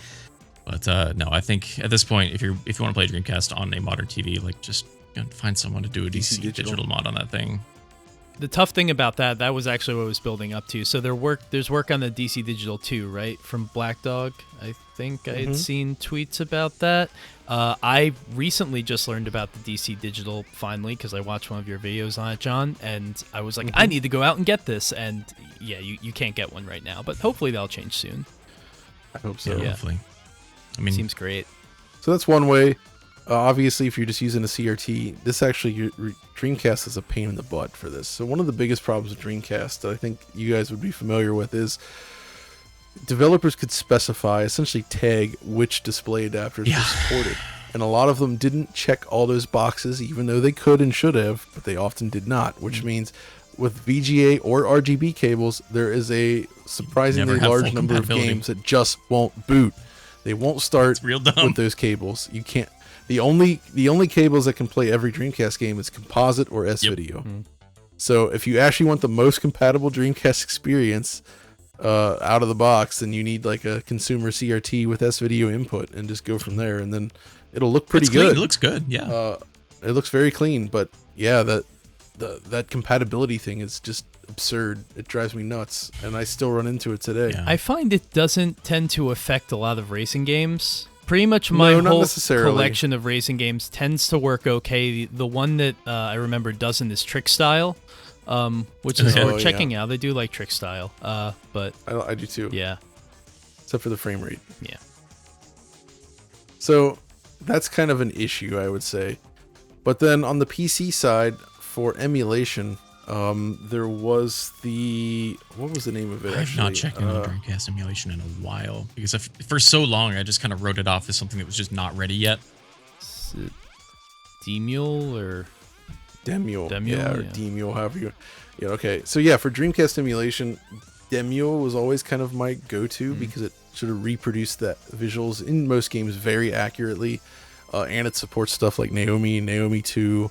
Atomus Wave, all of those games run on there as well, really nicely. So that's like a solid solution to Dreamcast emulation. Not too much in the way of enhancements, and that's fine. It replicates it pretty darn well. So you're either looking at modding your Dreamcast with one of the HDMI options, just using a regular Dreamcast on a CRT, or going for this solution here. And obviously, VGA monitor CRT actually easy as well, because finding VGA monitors is pretty easy these days, I think. Like, they're fairly regularly out there and cheap, and Dreamcast just hooks up to it if you have a VGA box, and you get that crisp 480p output. Yeah, there was a while where my main PC CRT is a ViewSonic G90F, because it's 1920 by 1440. At 75 hertz, and then lower resolutions will go up into 120, etc. But I have an old Dell badged Sony as well that I use to just keep a Dreamcast and a 360 hooked up to over VGA. Just swap those back and forth, and that's real pretty. It's real pretty. Yeah, it is. It is absolutely. Yeah.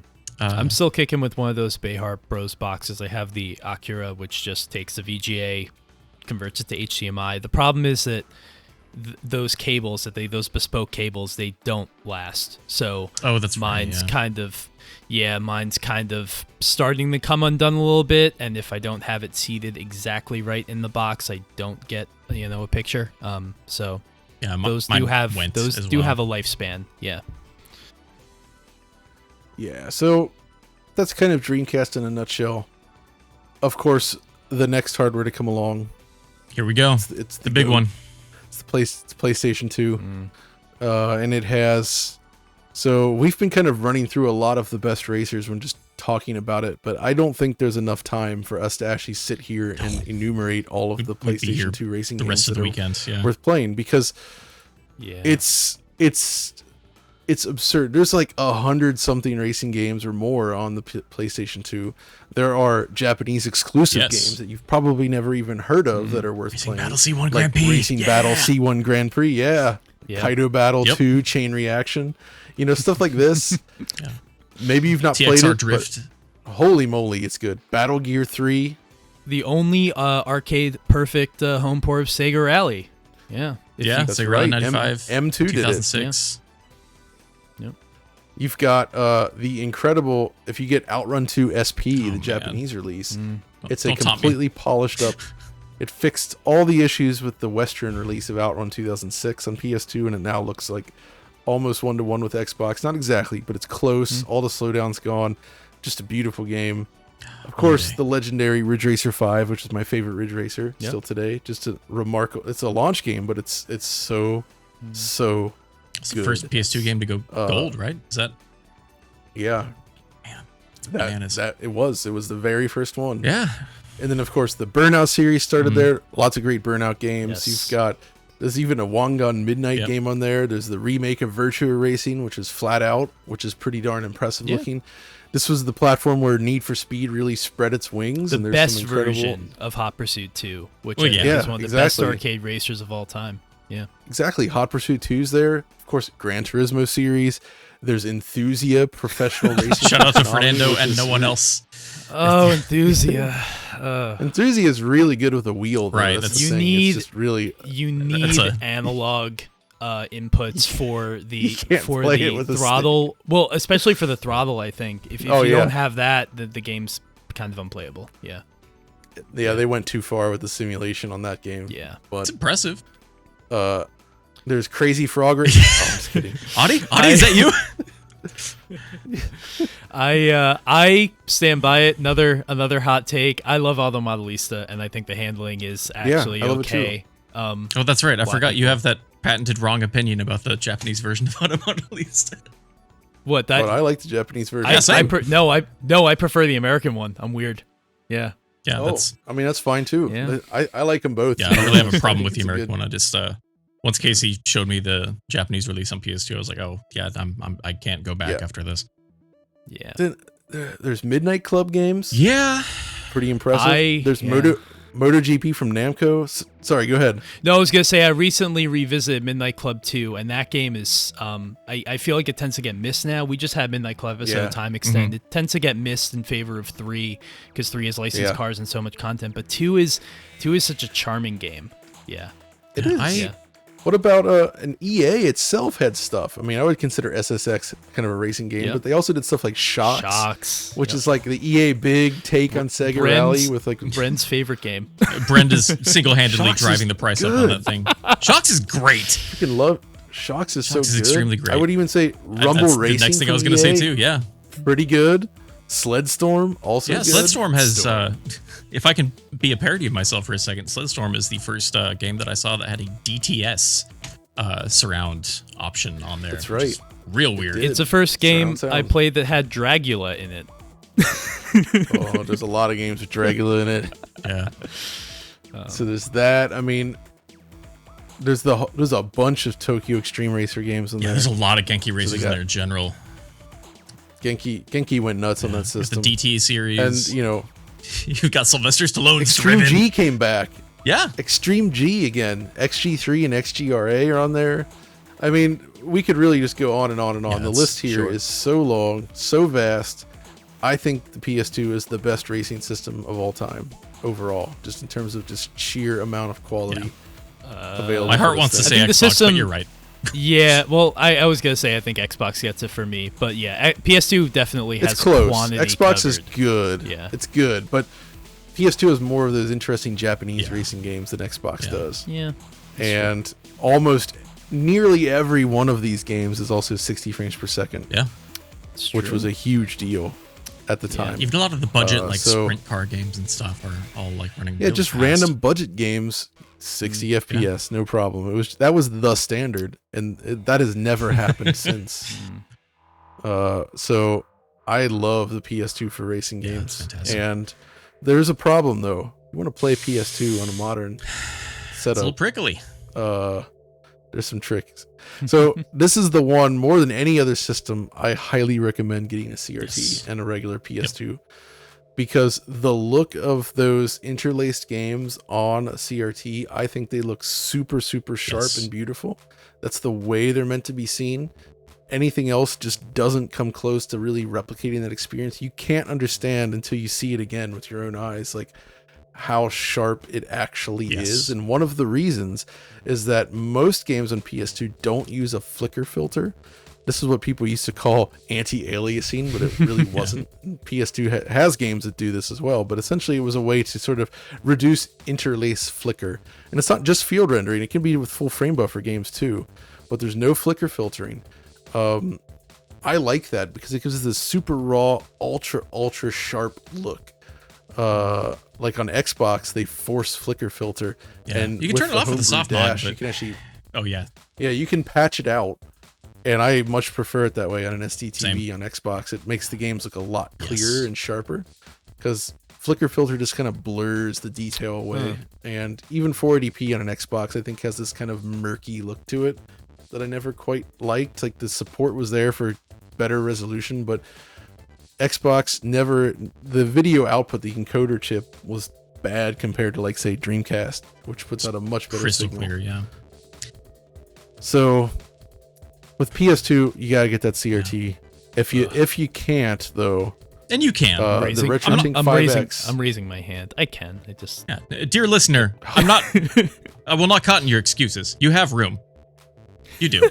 You do. I just want to say, like, I'm realizing, like, the reason that we never, like, because my family did have CRTs, but what we had was we had all of our consoles, especially during this time, 6th gen, plugged into one of those awful gigantic rear projection like Hitachi, and they were just terrible, and the quality just degraded over time. And so because of that, we never had a good CRT. We just had this like disintegrating mass, and all of the games I played on that looked horrendous. So I completely miss this era. Like, I don't remember the PS2 being a pretty system, and that's honestly why. Yeah. That is why. Yeah. And that's one of the problems. If you just try to hook up a PS2 to a modern screen, because a lot of the library is interlaced by default, it ends up looking really bad because you need good deinterlacing, which is where the RetroTink 5X Pro comes in. Or FrameMeister if you're more old school, but the Tink 5X Pro I think is the way to go now, and is so good at deinterlacing PS2 content that some games almost end up looking more like 480p now. Yeah, the motion adaptive deinterlacing on there is it's really, super really nice.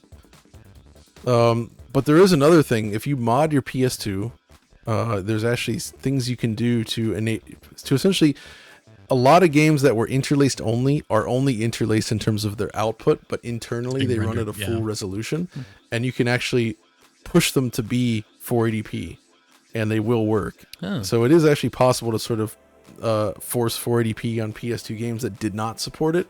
But if they were field rendered, which was true interlaced rendering, like Ridge Racer 5, you can't do that because it just ends up you lose half the resolution. It just looks really bad. And Ridge Racer 5, I've heard, is a really tough one to emulate too.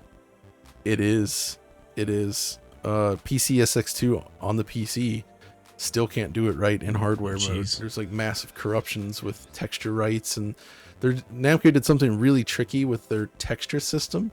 The way they load textures, like, it's not, because it's such an early game, I guess, whatever they're doing, it just causes most emulators to just go nuts. It just doesn't work. It was a blue. It was a blue disc. That's what they made it blue. It ruined. Oh everything. The blue disc. Yeah, clearly, was that an X Squad? It's causing everybody problems. So that's why on the emulation front, though, I actually think there is no good PS2 emulation. PCX2 can do all right, and it's come a long way, and some people don't mind it, but I don't think it's actually a very good way to play PS2 games. I had to capture a bunch of footage for a side project for Jeremy Blaustein about a year or two ago, and it involved digging into PCSX2 to capture some footage of Japanese games I didn't have a good way to capture from. Long story short, since then I have enough Japanese PS2s, we're fine. But at the time, it was just like, even trying to get like comparison shots of like the Born from a Wish DLC in Silent Hill 2, and running that in software emulation and seeing the internal rendering resolution cranked up, but also like the way that it handles the grain and the particle effects and the like vertex lighting and the all of the weird fog stuff just felt so far off from what that game is supposed to look like. And like, there are a lot of games I think whose visual aesthetic can benefit from some of that, but generally speaking, PS2 is one of the last consoles that like has a look to it, in a sense, and for better or worse, like that's complicated things because almost the entire library is limited to 480i. Most of them are limited to 4x3, natively at least anyway. And you have situations where like. I know, John, in your Ridge Racer video, you talk about people complaining at the time about like the quote-unquote jaggies in Ridge Racer 5. Jaggies. But, like, I think that's weirdly helped that game age very gracefully because it's just razor sharp. It has. It's so pretty. It's so sharp. It's just so interesting how tastes have changed. That's what when I was watching that video, John, that was like the main thought in my head was like, now we celebrate that look, right? Yeah, that's why everybody was about filtering textures back then and just blurring the image as much as possible, right? Yep. Like that's what they wanted to do, and that's kind of changed since then. But the real trick, those interlaced rendering modes on PS2 ended up being a huge positive because even though it does reduce the overall output resolution, if you choose to use that mode, you're pretty much locked into 60 frames per second, right? So as a result, most of a huge percentage of the PS2's library is just by default 60 FPS because it's the easiest mode to use. And so I've actually calculated this in the past. I don't remember the exact numbers, but like PS2 has, if you look at the percentage of overall library, that's the system with the highest number of 60 FPS games up until the PS5 and Series X generation. Sure. That one actually is like dominating right now in terms of like 60 FPS just being everywhere, thankfully. But PS2 is right up there, and it's absurd how much 60 you get. Yeah, and for the longest time, it's been very, very difficult to get a PS2 to play nicely with a modern display. So it's one of those things where like, you should just get a CRT, an SC-CRT, but or if the you Ting can't, 5X. Yeah, right. That's what I mean. It's like the Retro Ting 5X is like perfectly suited for the PS2. I almost bought one of those just for PS2 because I don't really have any other need for it with the way my setup was all worked out. The only reason I haven't is because I'm holding out to see how the Pixel FX morph scaler turns out, because I want to be able to use the PS2's optical audio, which the 5X does not support. I could just run it to my receiver in a different way and play that, juggle game every time that I want to switch inputs. But anyway, that is an excellent way to play PS2 games. Did Mike Cheese say at some point, or did I just like dream this, that he was working on a specific PS2 only piece of hardware that would... No, that wasn't Mike Chi. That was the Dan and Christoph. That makes sense. They were working on a PS2 digital, but that got sidelined for the time being for other projects. Fair. I think they too were just dealing with the de-interlacing stuff, but I think they've got that figured out now for their other stuff, but there is no standalone PS2 solution just yet. Yeah, I've tried going... shame. In the past, pre 5X, I've tried using my OSSC for that. It's awful. It's all right. It's awful. Like, it's Bob de-interlace only. Exactly, and it can be kind of headache inducing. It makes me worry about what it's doing to my TV to some extent, and also like I remember being all excited, getting all that hooked up, and be like, all right, Valkyrie Profile 2 is gonna look so good, and then finding out that it was only the Japanese release that was 1080i or whatever. But I just can't recommend using an OSSC for the PS2 because of just the way that image is rendered. Even 480p games and 1080i games like GT4 and Jackass the movie, the game and stuff. It's just exactly weird. Like, supports 1080i. Wow. Yes, it does. That is one of the 4 NTSC-U games that runs 1080i. Oh my! The other one was Tourist Trophy too. Yep, half of them are Polyphony digital titles. Yeah, shocker. Yeah. It's I gotta find the CRT. All right, this might be the thing that does it. Yeah, what happened to your Panasonic? Did that just like totally crap out on you? What happened? It just the SVO didn't work. I'm telling you. And then we had so many CRTs back in the day. My family just threw them all out. I don't know, recycled them all. Alone. Yeah. What can you do, right? Move back over here, cross coast. You can't swing a stick out in Seattle without hitting a few CRTs laying around. I'll pay you a visit, and I'll come back with armfuls. Yeah, take it on the plane. Yeah, just make that your carry-on. Just, I've got a spare 24-inch Trinitron in the garage. You can have just wonderful. There hold you that in your go. lap. Cool. All right. So what should we do next? Well, there's really only one more to do, right? I mean, Xbox and GameCube, I guess, but Yeah, one of those is running much long, faster but- to go over than the other. Yeah, we can just do Xbox. I don't think the GameCube doesn't have a whole lot to talk about. Get a Carby. Just get a Carby and slap an Yeah. HDMI cable in it. You're good to go. Yeah. All right. So we could do a little Xbox as well. Yeah. I know we're running pretty long here, but I think that's definitely worth going over. The Xbox is another one that's had a lot of methods for getting different types of video out that have changed a number of times over the last 5 years. We don't if in the interest of time we don't really have to talk about games. You probably know what they are, but I will highlight Rally Sport Challenge Excellent Series and also Toge R, obviously. So And GRs on there. I mean, Double Steel 2, because we kept talking about that before this show.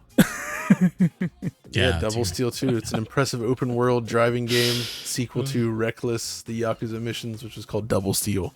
Japan. Yeah. 720p, open world city. I was not prepared Amazing for how graphics. good that game actually does look in motion. It's honestly staggering. It's beautiful. Yep. Their lead programmer was a genius. Just an amazing guy. But Xbox also had, got to mention, Volvo Drive for Life. If you haven't played that, You have to. I have not played that. I had a Volvo for a while. It's just the Volvo game. Yeah. It's all about Volvos. You cover that in your GT video, right? Yeah, exactly. That's right. And it was presented completely in Swedish. Nice. In the native tongue. It's narrated by Ingmar Bergman. Exactly. Yeah. So yeah, Xbox, PGR, Forza started there. Apex. Burnout games are on there. You got Blood Wake. Not that that's really racing, but I had to mention it. Hell yeah. Stuff like that. Yep. You mentioned Rally Sport, classic, Great. phenomenal game. Need for Speed's on there. Much more stable than the PS2 ports for most of those. Yeah, Hot Pursuit 2 is not great. The closest that you'll get to Daytona USA 2 and Scud Race, because they are in the first version of Outrun 2 that Sumo ported. Yep. Only on Xbox. But not in the follow-up. Right. That had more content, but other content. Yep. You didn't get that. Yeah. Which was a shame. What?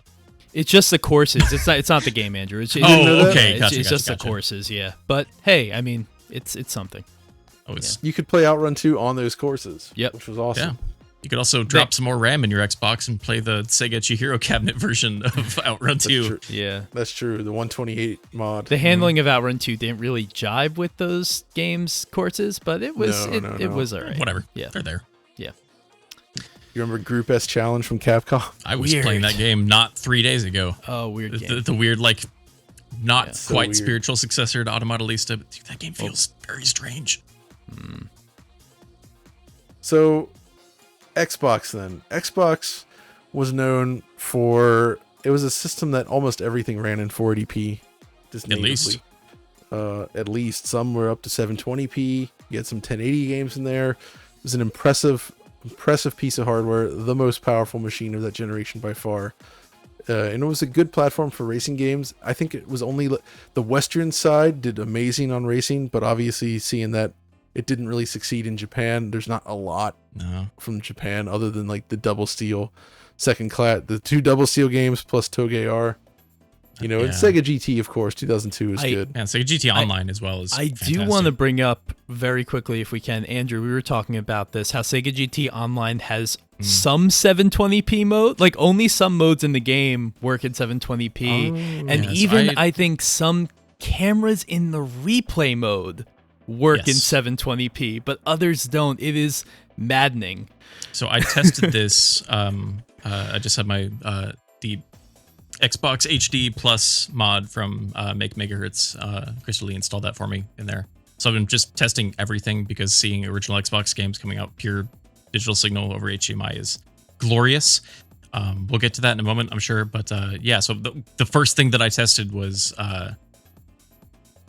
Enter the Matrix. But the second thing that I tested was Sega GT Online. Actually, that's not true. The second thing was Driver 3. But the third thing that I tested was Sega GT Online. And yeah, so most of that game is 16:9 480i, it seems.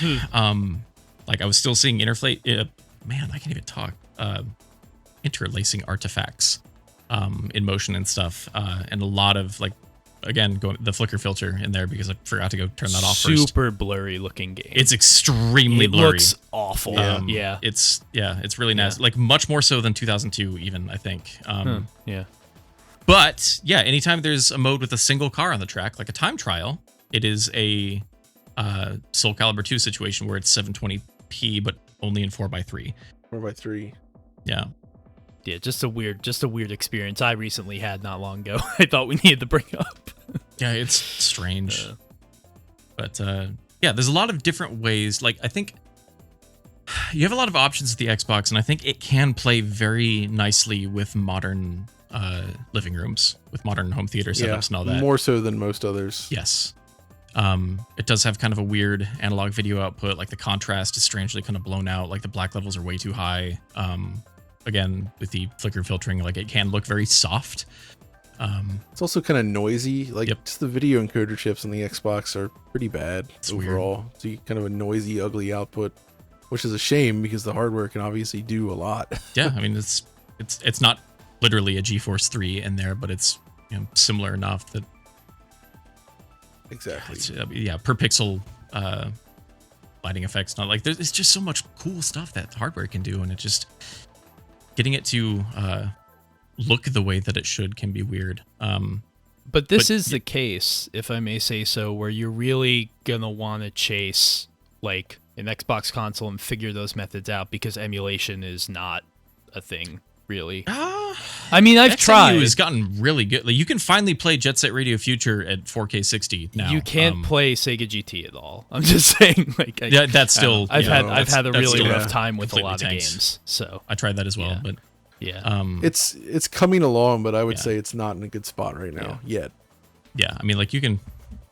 That's a more approachable way to play something like Magatama. Like there's a lot of really cool Japanese made exclusives on the Xbox, but almost none of them are racing games, so that's not necessarily within the scope of this podcast. But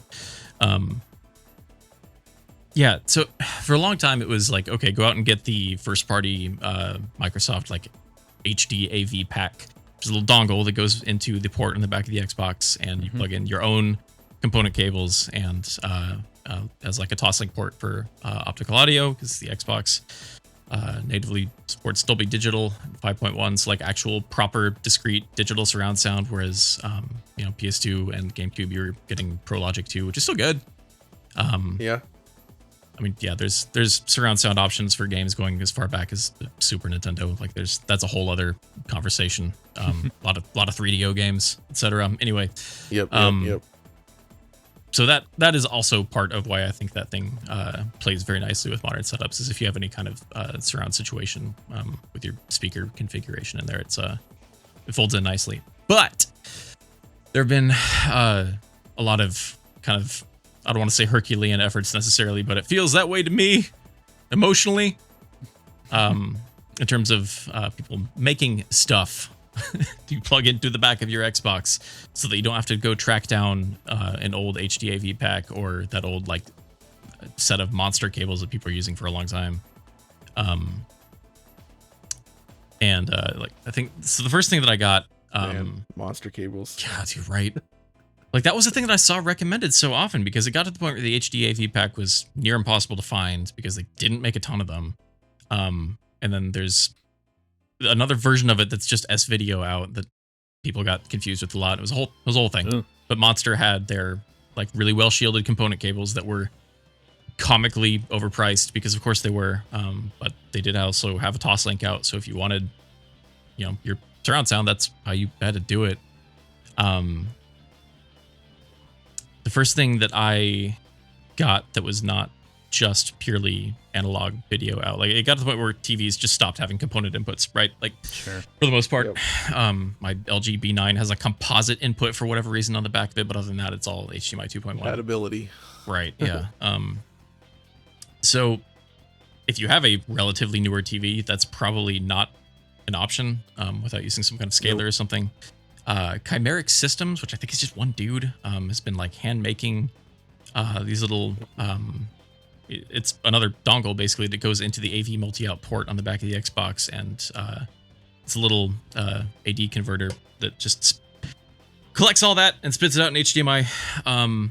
It is doing some weird like color space conversion and stuff in there. It is not super accurate to what's actually being rendered, but it's pretty good, I would say. I was quite happy with it for a long time, until getting this most recent mod with the make megahertz like native HDMI. The big thing about the Chimeric one though is that it brings the digital optical audio into the HDMI. Yes, so you can surround over HDMI. Yeah, I think it's the only one that does that.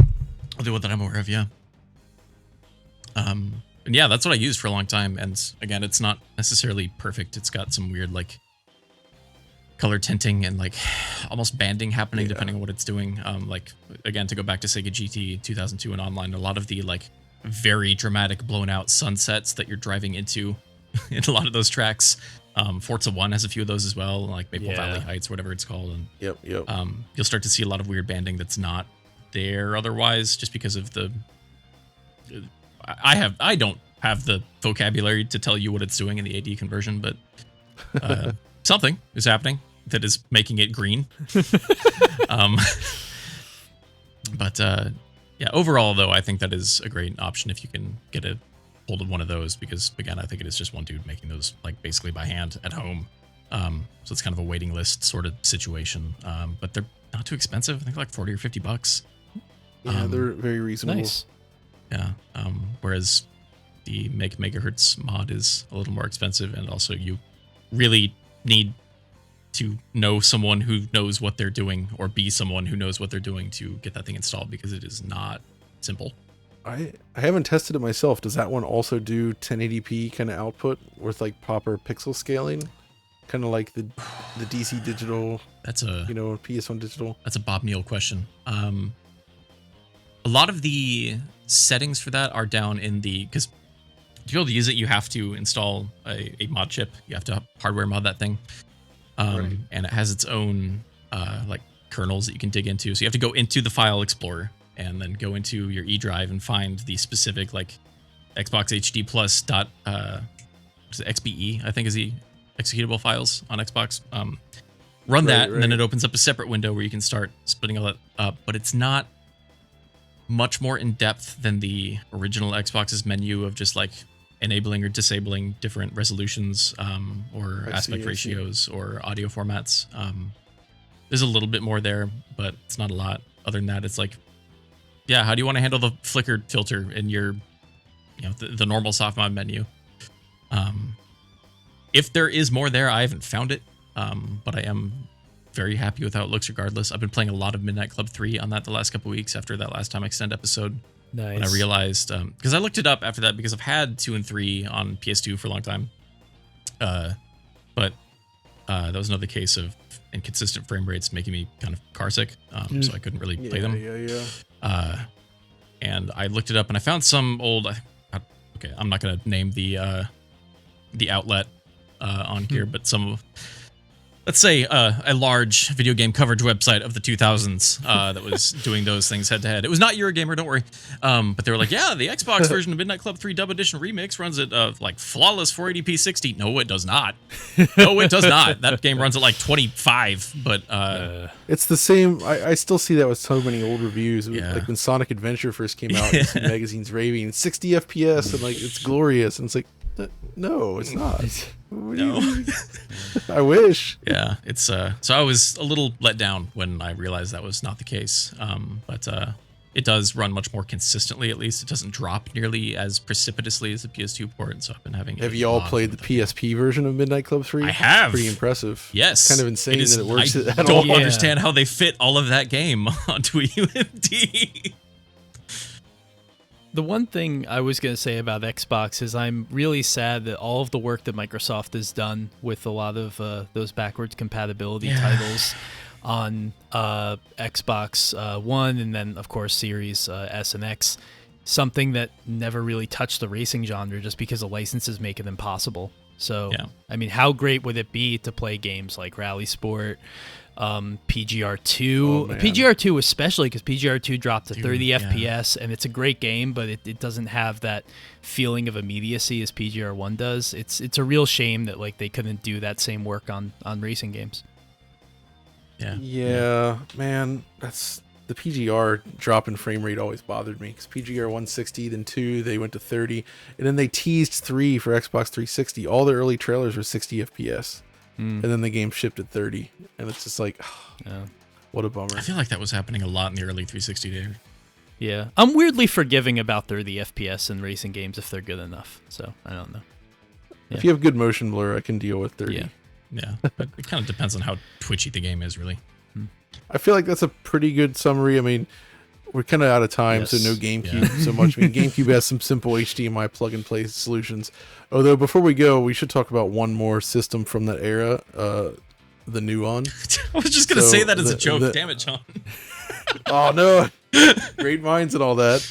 Well, the Nuon, it has one very famous racing game, the sequel to Atari Jaguar's seminal Atari carts. It is Merlin I have Racing. no idea what you guys are talking about. What is this? How do you spell this? Nuon. It's a DVD player. Merlin Racing. Oh my god. And prepare. You can enjoy Merlin Racing. It looks like an N64 Merlin game. Racing. It's a kart racing. It's basically the effective sequel to Atari carts. Oh jeez. I've never heard of this platform before. I've never heard of any of this. This is Yeah, I mean, it's another case of someone trying to like democratize the hardware aspect of game systems of just being like, doing the Trip Hawkins move of just like creating a standard and be like, whoever wants to manufacture this, go for it. I don't know. It looks like Crash Team Racing to me. So, So yeah, this system, it's a DVD player. It was basically DVD players that could support games as well. And the big expense with that, getting into that, is the controllers, because the little chip you need to do it was like, it's very rare because not many controllers were sold. So somebody's been like, I don't know if they completed the project, but had to essentially re-engineer it to create new controllers. I love humanity. So it's a wild thing. But yes, the Nuon, a dude here in Germany, actually, Nick, he made a giant rotating dial for playing Tempest 3000 on the Nuon with this giant custom glorious RGB LED like rotating dial made of metal just for the Nuon. It's incredible. Yeah, there are ways to do these things. They can be complicated. They can be expensive. It kind of just depends on how deep you want to go with it. You can get very, very granular with these things if you want to. And I do, because I'm hopelessly broken. But it's also a lot of fun. I don't know. Yep. if you have the means, we highly recommend it. Yeah. How do I pick one up? But yeah, so 360 emulation for a lot of original Xbox games is an option as well. Sometimes it's accurate, sometimes it's better, sometimes it is dramatically worse. Sometimes it's really bad. PGR2 has like no like music, depending on the mode you're in. It's rough. Over half of Jet Set Radio Future is single-digit frame rates on 360. I completed it that way during the most maybe depressive episode of my life, just to see if I could. Don't do that. It's bad. Don't do that. It's bad. It's at the point where I forget that 360 was backwards compatible because I just don't trust it. Ever since seeing the sky, I wouldn't use the words backwards compatible. It's like ever since seeing the sky in Assault on the Control Room and Halo, and be like, nah, that dog ain't gonna hunt. The way that skybox is all blacked out and broken. Anyway. All right. Well. Okay, well, I don't know how helpful this actually was or was not, but I think it was extremely helpful, and I always I'm so happy. I'm so happy both of you guys took the time. This was awesome conversation. I learned a lot, so I'm sure the listeners will as well. I guess before we go out, plugs. John, you go first because you're working on the most stuff, obviously. I mean, I guess in terms of videos, so you can find my stuff over at youtube.com/Digital Foundry. We have a Patreon now, which an awesome community on our Discord over there. You can find that. We are both members. That's right. That's very awesome to have you guys there. It's been a lot of fun, actually, having everybody kind of in one place under one roof, and I've been doing a lot more DF Retro lately as a result, which is maybe appealing to folks that listen to this show. Yeah, hopefully. for sure. Yeah, if you haven't watched the Gran Turismo, also the Motorstorm was another recent one. Yeah. That was a great video. PS Triple. Yep. The PS Triple, the year of the triple. That's what it is. Ain't talking about that Wii. No. I don't want to play no games with no dildo. Jeez. Man. Timeless. Timeless classic of cinema. It is. It's Kino. Yeah, so go check out Digital Foundry, obviously, and Andrew, you got anything going on? Anything you want to talk about? Anything you want to share? I don't know, man. I had a bunch of racing game adjacent music almost ready to go, but frankly, it has been entirely too damn hot in this room to make anything. So no idea when that stuff's coming out at this point. I mean, let's just say if you haven't heard either Real Racing Roots 2019 or Digital Motorsport, go check those out. They're fantastic collections of music that will complement the best racing games in the perfect way. So, and if you're playing racing games on Xbox, you can throw those on the hard drive. That's right. Yeah, custom soundtrack. There you go. Custom soundtracks. Man, so good. What a feature. Anyway, yeah, that's probably all I got. All right. Fair enough. Well, yes, this has been Time Extend. Thanks everyone for listening. As always, just plug at the end. We have a Discord. You can find us at time_extend on Twitter, and then from there, just shoot us a link if you want to join our community where we talk about racing games and all these fun things. So yeah, thank you again, guys, for joining me, and this was an awesome show. And to the listeners, you'll hear from us again soon. Thanks. Stay retro. I can't take that. I can't.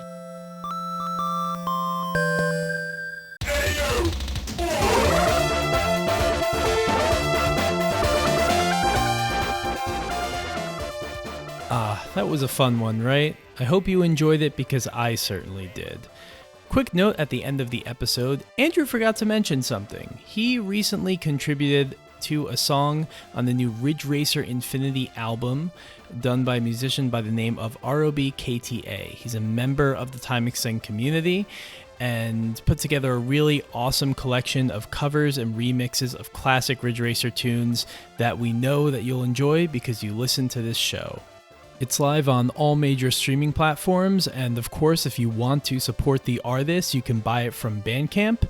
The next Bandcamp Friday is October 7th, my sources tell me.